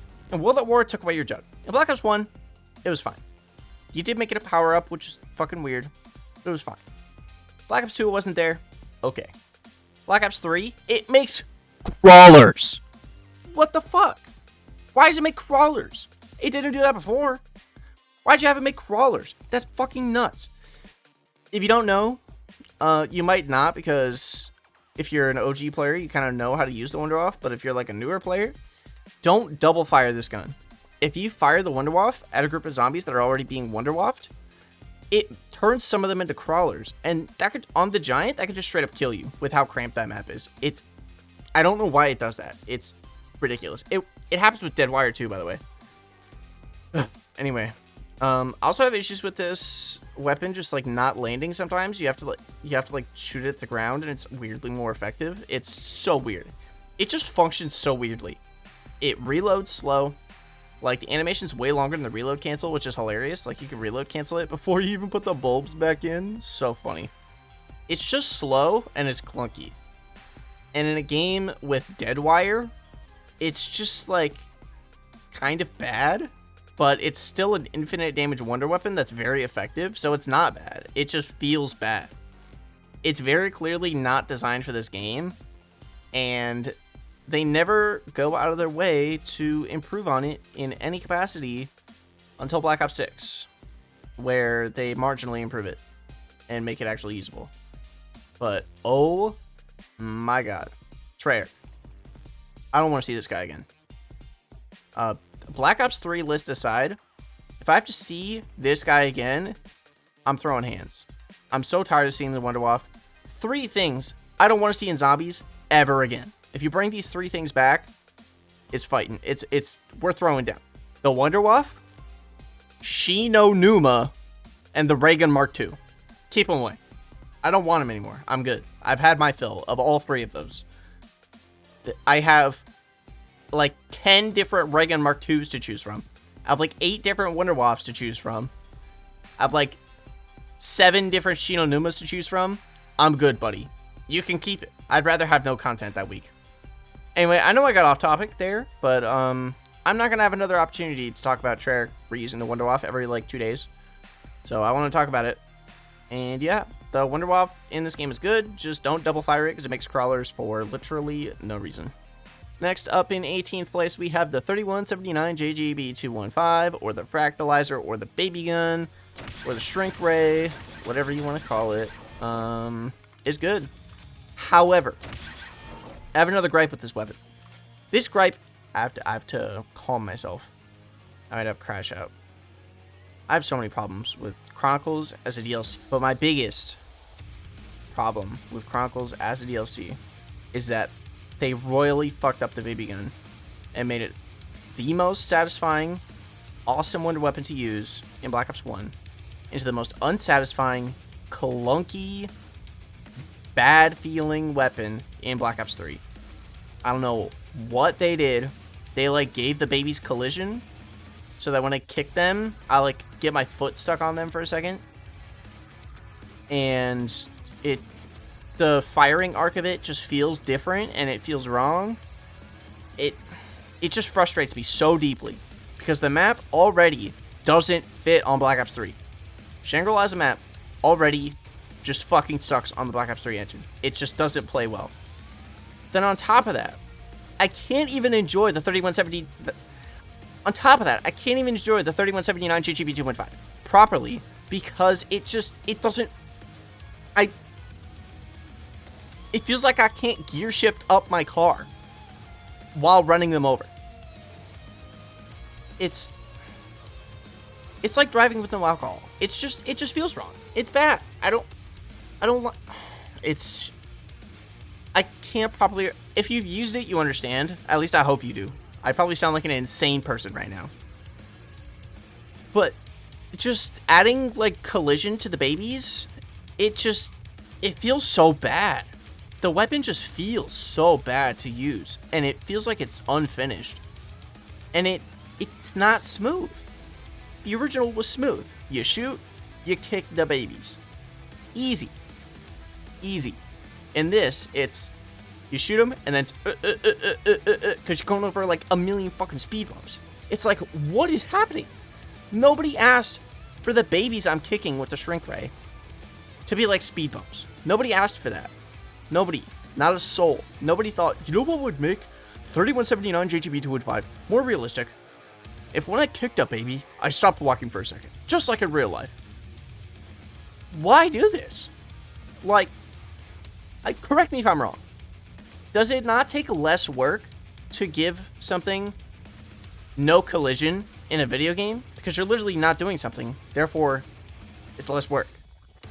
Is that how it works? Game dev, please correct me. I don't mean to talk out of my ass, but this weapon just frustrates me so deeply because it's very emblematic of Chronicles as a whole. We brought back this thing and we made it beautiful. We made it gorgeous. But it functions worse in every single way. But not quite bad enough for you to actually complain. It drives me crazy. Chronicles as a DLC just drives me crazy. Because, like, I love it, but every time I play a Chronicles map, something's off. Something's just wrong. Something's just bad. Except Moon. Chronicles Moon, I love you. Never change. But, yeah. This goes in 18th place because it's objectively incredible. But, yeah. I do want to mention, I ranked this above the wave gun in my Black Ops 1 ranking. I ranked this below the wave gun in this game because of everything I just mentioned. Because this weapon feels like absolute ass. So, yeah, that's all. Hey everyone, Rizzo here. And today, I wanted to talk a little bit about the GKZ-45 MK3, otherwise known as the Raygun Mark III to normal people. As a youngin' playing Black Ops 3 back in the day, I was always more of a thunder gun or lightning bow kind of guy. But over the years, the Mark III has quickly risen to becoming my favorite wonder weapon in the entire game. Not because of its great design or satisfying sound work or anything like that.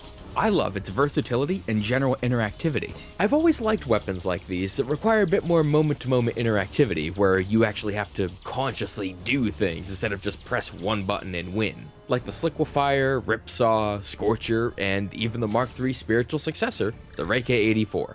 To further elaborate on what I mean, let's look at the Apothicon Servant. You shoot that at your feet and the game plays itself for the next 10 seconds. The GKZ can technically still do that in the early game, but it can be used in a multitude of other ways. You can use the GKZ to slow down approaching zombies, which is especially useful during the Valkyrie drone escort in the quest. You can use the Mark III as a semi-auto Mark II, which gives you that fun little mini-game of trying to line up as many zombies as possible to maximize damage output in one shot. It also instantly pops a Mangler cannon if you hit them in just the right spot. Or, the most common way to use it, combine the GKZ's energy ball with the Mark III's beam to create a localized singularity and disintegrate anything that gets close. In the early game, this process is instant, but as you get into the 30s, they slow down for a sec as the singularity chews them up, which makes the weapon less of a get-out-of-jail-free card, and more of something you have to put a bit more thought into using. Now, I'm not gonna sit here and tell you that this has the same mechanical skill ceiling as one-cycling a Marauder in Doom or anything like that, but it is a weapon that has a ton to offer beyond make a black hole, and is always asking you to actively engage in the game, even if it's not asking too much of you. The biggest problem people cite is that it isn't all that effective in the higher rounds, which is a completely fair critique. However, I don't actually tend to play into the really high rounds in the air quotes classic era of zombies, because the rounds just get so long past a certain point, so I never actually run into this issue. I'll play the new ones like Van Gogh did a bit longer since they're so ludicrously fast paced. But the old ones, 50 to 60 is good enough for me. But if you are a high rounder, I can totally get not liking this one as much as a more casual player like myself. In 16th place, we have Turned. Turned is kind of slept on. At least I think so. Camping with Turned is some of the most fun ever. I don't like training with Turned, but camping with Turned, mwah. The reason I love camping with Turned is because the zombie that turns, if he turns in front of the hallway that you're camping in, he body blocks the whole hallway. I love it. It's so awesome. He's just like, excuse me, come through. Excuse me. Yep. Yeah, excuse me, buddy. Freaking awesome. He's just out there rage baiting the zombies, and I love that. There's like a weird small window where sometimes you can have 2 turn zombies for a few seconds. I don't really understand how that works, but I like it, and it gives you a little breather. It gives you a little break. I love it. Turned is awesome, especially if you get Mule Kick from Perkaholic when you're camping. You can just like use your regular camping weapon, then your wonder weapon, and then just pop Turned every once in a while, and you're good. You're totally fine. Gives you a little breather, thins out the horde. It's awesome. 16th place, easily. Love Turned. Kind of slept on. Now we're going to talk about the Guard of Fafnir, which is by far the best shield in Zombies history. Now, this is only on Gorod Krovi, of course.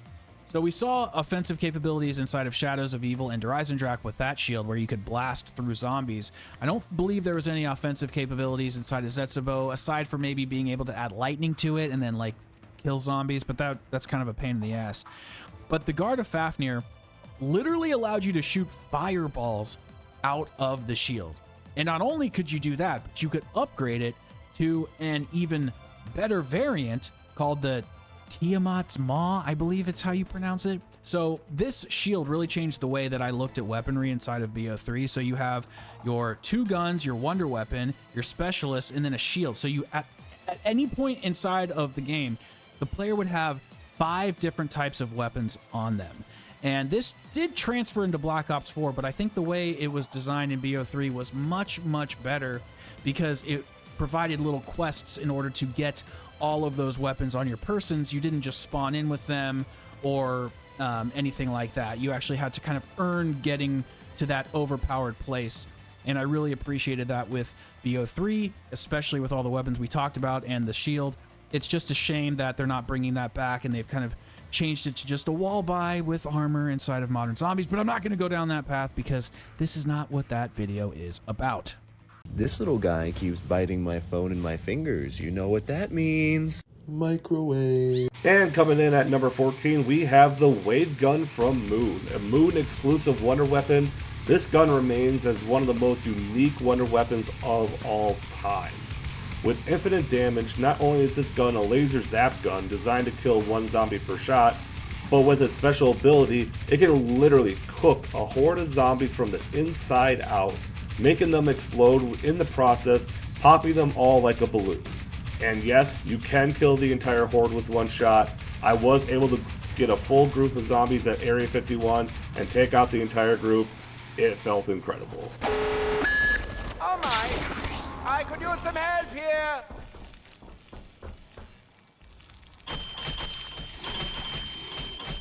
This weapon is absolutely incredible. Its only drawbacks, it doesn't have a tremendous amount of ammo in the zap gun, and it doesn't create drops. Like, what the fuck? You let the thunder gun get drops in BO3, but you couldn't throw the wave gun a bone? Come on, Blundell, do better. Even still, with these drawbacks, this is still one of my personal favorite wonder weapons, sitting at my number 3 spot. It's awesome, and I really hope I get to see it again at some point.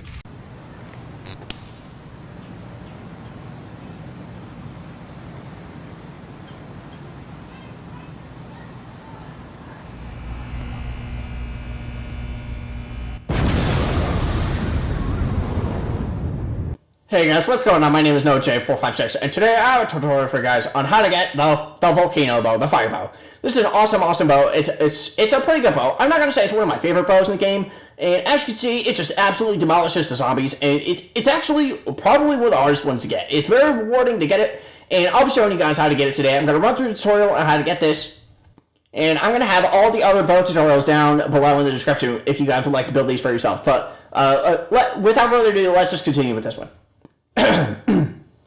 Hey guys, what's going on? My name is...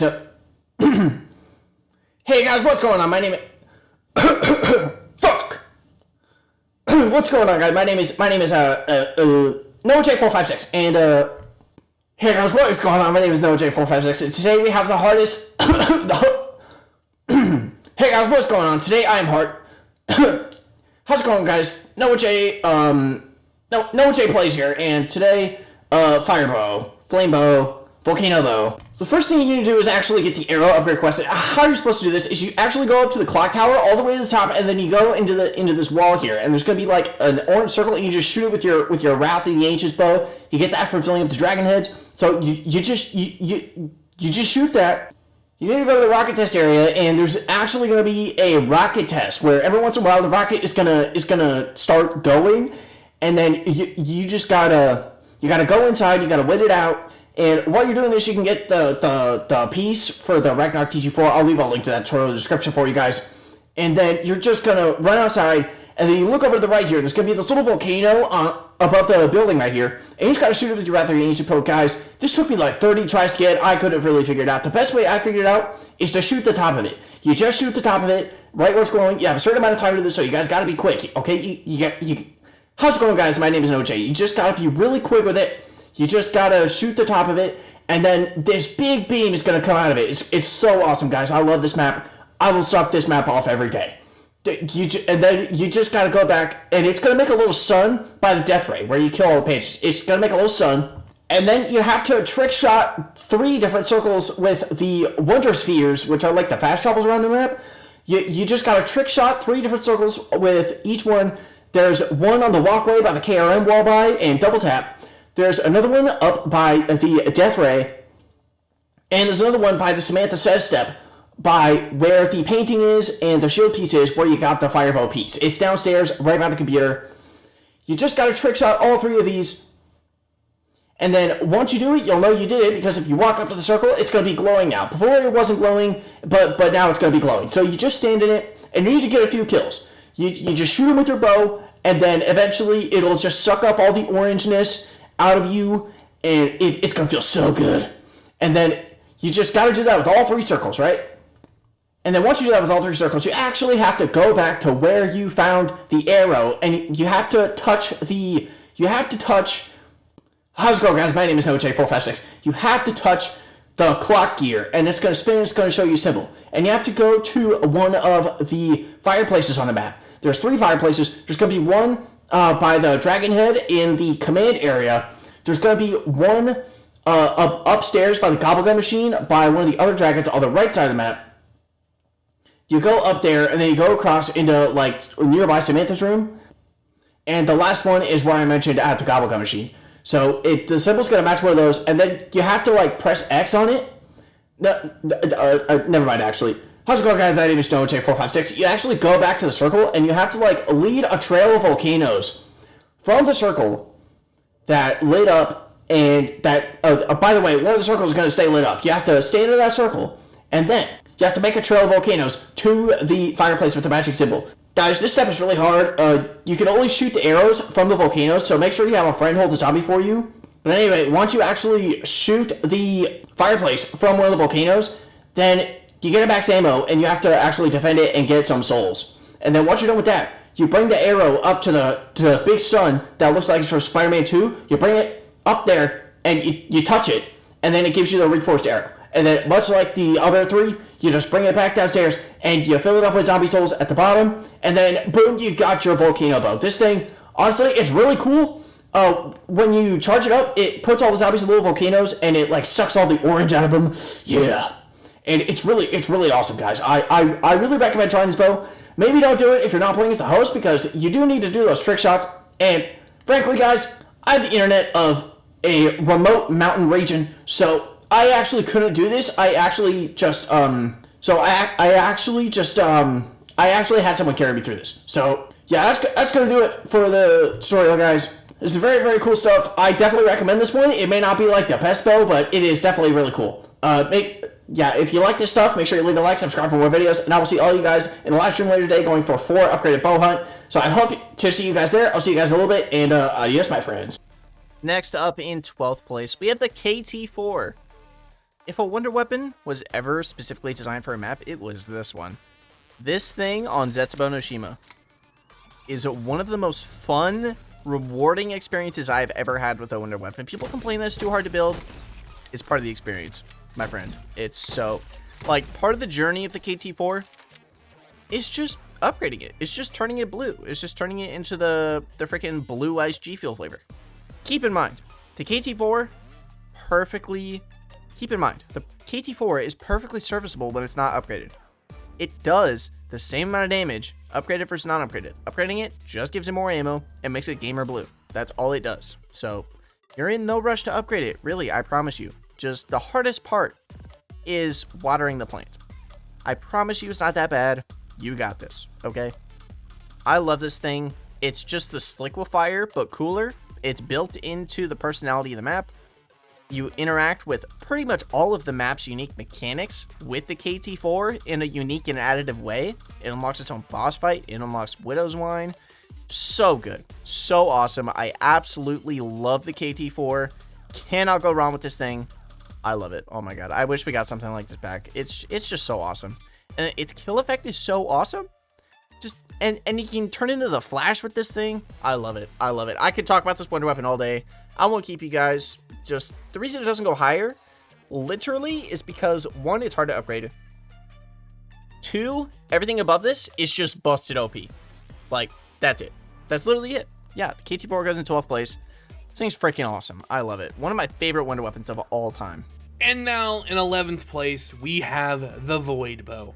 And I'm mainly just here to try and show some respect to my GOAT, okay? Because the Void Bow gets a lot of flack in the community and commonly gets called the worst bow, due to it having a lower killing potential than both the Storm and Wolf Bow. But I gotta say, this is a massive case of skill issue and people not knowing how to actually use this bow. See, a lot of people will shoot the Void Bow and let the skulls get the kill, which isn't the most effective way to use the Void Bow at all. See, you're actually supposed to use the explosion effect of the initial arrow to kill the majority of your horde, and the skulls are meant to kill the stragglers, not the horde itself. But the real place where the Void Bow truly shines is in its panzer killing potential. This thing rips through panzers like I rip through underwear.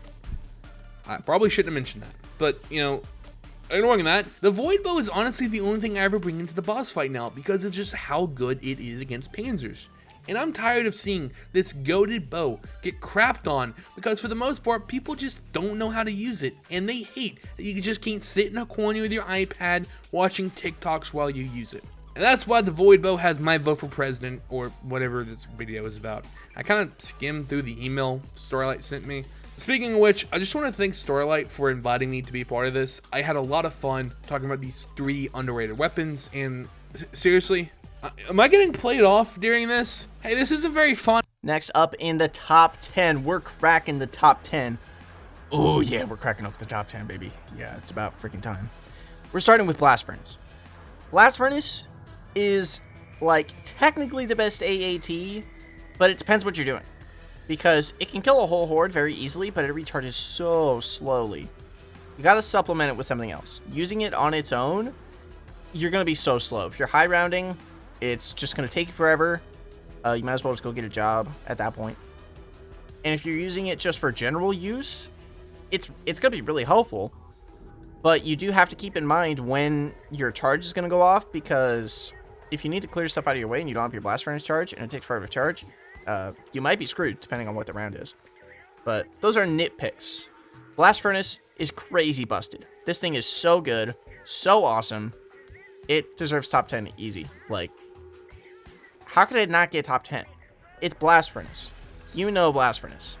Fireworks has always been my favorite AAT in BO3. Sure, it might not be the best one statistically, but it's still my favorite because of how unique it is. When you activate it, it'll shoot a firework effect, and it'll have your gun float up in the air and shoot all around the room to pick off the zombies. The effect on it is absolutely amazing, but unfortunately, there is something you gotta keep in mind to maximize its effectiveness, and that is the weapon that you have fireworks on. The range on fireworks is actually tied to the weapon that it's on, so if you have a pistol or an SMG for example, then it won't have much range and it won't kill any zombies, but if you have it on a sniper or an LMG, then it'll easily clear out the entire horde and most of the zombies in the entire room. But for as cool as it is, there is one more reason why this is my favorite AAT to use, and that's because for a brief period of time during BO3's lifecycle, there was a glitch you could do to put any alternate ammo type on any weapon in the game, including wonder weapons and melee weapons. And although every AAT worked on every single one of them, all it did was the exact same thing as every other gun. But with fireworks, it was different. If you glitched it on the thunder gun, for example, then it would make the thunder gun come up and shoot the zombies, which is a pretty nice bonus point for it. So even though you can't really put these on wonder weapons, it still has a unique effect on it, which is pretty cool to see. But it is a travesty that we have never seen fireworks come back in any game since. It was my favorite one in BO3, and the fact that it's the only one to not make some sort of comeback is absolutely ridiculous. Thank you Starlight for having me on the channel. As always, it was a blast recording these and helping you with the video. But I want to say one more thing before I go. I want you to subscribe to Starlight's channel right now. She dumped a ton of work into this video and she deserves to be rewarded for it with 10,000 subscribers, so let's get that accomplished. But now that I said that, I'm gonna go make some popcorn and put my feet up and relax because I want to see how the rest of this list shapes up. At number 7, we have Deadwire. If you aren't aware, it is another alternate ammo type. Deadwire can be activated every 5 seconds and does infinite damage. It's basically like having a Wonderwaff on any weapon you want, with way more ammo. It electrocutes one zombie and chains to a few others in close proximity. According to the wiki, it can kill up to 9 zombies per activation, which seems accurate. It used to be bugged, which made it a lot worse, since the chaining effect didn't work at all and it would only kill the initial zombie that it got activated on, before Treyarch finally fixed it to work the way it does today. It also has a very strange quirk which causes it to behave differently on certain maps. In World at War and Black Ops 1, wonder weapons couldn't create any drops. The Wonderwaff in Black Ops 3 still has this trait. So Deadwire is unable to create any power-ups on any map that has the Wonderwaff in the code, which are Verrucht, Shino Numa, the Giant, and Shadows of Evil. The latter having the weapon in the code for the map, even though it actually isn't accessible through normal gameplay. Before I go, I want to say a huge thank you to Starlight for having me on. It was cool to be here for the most ambitious crossover of COD Zombies YouTube. In 7th place, we have my favorite staff, the Wind Staff. Is it the best staff? No. Is it a little bland? Yes. But I like it, goddammit. It's got wings on it. It's got wings on it. That's so cool. Anyways, it makes little wind tornadoes. It's got the least amount of ammo of any staff. It is the second best staff automatically, just due to the fact that it actually has infinite damage, but has way less ammo than the other quote-unquote infinite damage staff. So yeah, Wind Staff is awesome. Not that much to say. Upgraded, the Wind Staff is ass. Like, straight up, the Wind Staff is ass when it's unupgraded. When it's upgraded, the regular shot, it's ass. It's just straight ass. But the Tornado Shot, that's where the party is. Make sure you use the make sure you use the charge shot if you're using the Wind Staff. If you just use the regular one, it's just gonna make the zombies like bust a move, and it isn't that effective. So yeah, just keep that in mind when you're using the Wind Staff. So while it will corner save you, if you just panic fire it, it's not gonna help you that much. And that's honestly why it goes down here below all the other very OP stuff. So coming up next at number 6 is the Wolfbow from the Eisendrache. Unlocked through the main quest by upgrading the Wrath of the Ancients, this wonder weapon comes in at one of the strongest, maybe ever. Acquired by interacting with 4 paintings around the map, going to the MPD room and picking up an arrow, going to the rocket test and shooting the flag, only to accompany a small wolf that will lead you around the map 3 times to feed souls into his mound. Once this has been done, the player can then go and collect the Wolfbow from the MPD room. Man, I'm dead. Overall, my opinions on the Wolfbow are as follows. In comparison to all of BO3's wonder weapons, this one definitely hits the mark. It may not be as powerful as the next few weapons listed, but I tell you what, it really does do the job. It gets you to high rounds, and it certainly will carry you through the Easter egg. Now, it certainly isn't a perfect wonder weapon. I think the ammo is lacking a little bit, and into the higher rounds, around round 70, you'll certainly notice the damage will slowly start to fall off. But man, this wonder weapon is killer. It's one of my personal favourites. I use it every single time I load up to Horizon Trap. Mainly because I use it for the Easter egg. The ability for it to one-shot panzers and do an insane amount of damage against the boss. This wonder weapon is one of my favourites of all time, and certainly deserving of the number 6 spot. In 5th place, we have the Ragnarok GG4s. If you want to jump the Panzer, if you want to just slip him up, if you want to banana colada the Panzer, this is what you use. It's also just hilarious. Like, it's so clearly a reskin of the gravity spikes, but I don't even care. It's just so cool. They're also comically large. Like, if you look at another character hold them, they're huge. Like, in the view model, they look kind of small, but like the characters are holding them and they're like almost as tall as the characters are. They're giant. Where do they keep these? Where do they keep these when they put them away? That's not a lever, Rick Tuppet. Just, oh my god. I love the Ragnaroks. They're definitely the most OP specialist by far. It's not close because you can just plant it and you're good. Also, kind of underrated, the punch attack. Like, there's no point in using the punch attack because its other attacks are really good, but the punch attack is also still really good. Nobody talks about the punch attack. So I just wanted to bring up the punch attack because it's the punch attack, and punch attack doesn't sound like real words anymore, so I'm going to stop saying it. Overall, Ragnaroks are awesome. Their build quest is really cool. It kind of reminds me of the Fire Staff because you get one of the pieces from the Panzer, and that's the only similarity it has to the Fire Staff, so I don't know why I brought that up. Yeah, Ragnaroks are awesome. Glad they came back in Black Ops 4 and somehow got more OP, which is crazy. Yeah, Ragnaroks are awesome. 5th place. In 4th place, we have the Thunder Gun. I know. Hear me out. I know what people are saying. Why is the Thunder Gun so freaking high? Revelations Easter egg. You're doing the Revelations Easter egg, and you have the Thunder Gun. Easy walk to the finish. You do not have to try. Not remotely, in fact. The Thunder Gun is what makes Revelations as easy as it is. Yeah, sure. There's another big squid-shaped elephant in the room that makes Revelations easy. But if you're doing the Easter egg, the Thunder Gun is what's going to make that map piss easy. It's going to make it no challenge at all to you. Thunder Gun is so busted on Revelations because it nukes the Panzers, it nukes the Margwas. All around, it's just godlike.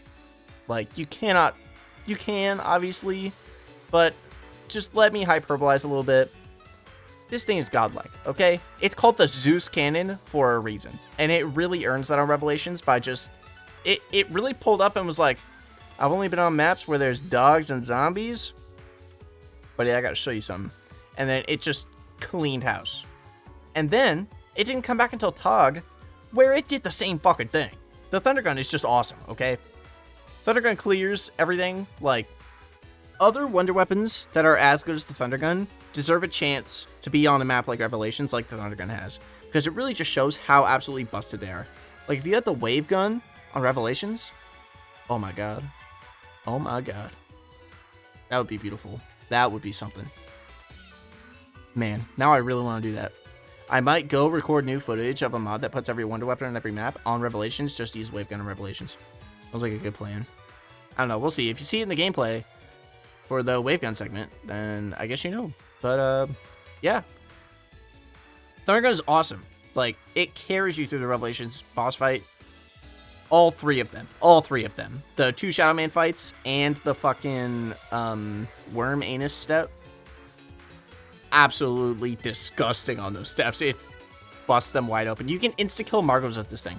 As soon as the Margos spawn, before their smoke cloud goes away, shoot them with this, they're dead. Done. That's it. They're cooked. Thunder Gun is OP. Deserves 4th place easy. I will die on this hill. I know people are going to be like, you overrated the Thunder Gun. No, I didn't. Now, we also have the Staff of Ice, and I have no idea how to say the full upgraded name. And this is an interesting weapon to me because it's really, I would say it's really the only staff I truly love. Like, the Fire Staff is awesome, the Ice Staff is cool, the Wind Staff is also cool, but the Ice Staff is just badass. You spray it and it just swirls this cloud of ice and wind all around you and just freezing all of the zombies. It's also really good for taking out the panzers too. Now, we're not going to talk about the BO6 version, obviously, but in BO3, it's really good for camping at this one spot by the church where you can kind of get up into the higher rounds. And it's also epic to get. The puzzles for it are great, but I really just like the way it feels. I like the way it feels to use. I like the way it feels to shoot when you're just shooting out regular shots, and you're also charging it up in order to provide that gust of wind to just destroy everything around you. It makes you feel super powerful, and you're pretty much unstoppable if you know how to utilize it properly, especially on Origins in that camping situation. If you monitor your ammo very carefully, you can pretty much stay chilling there for as long as you need to, assuming you have some other good guns on you, maybe like the Boomhilda or the KRM, you know, if we're talking about that. In second place, to absolutely nobody's shock, get it? It's the Stormbow. It makes storm tornadoes that infinitely kill. Yeah, it slows down in the higher rounds, so you can't camp with it, but you can train with it. Stormbow is literally broken. Like, and then this thing was better before patch. That's how broken this thing is. Stormbow's crazy. If you're doing Jurassic Jack by yourself for the Easter egg, you like basically need this thing unless you're a cracked out player. It's awesome. Stormbow is, it's insane how good this thing is. Like, what were they thinking?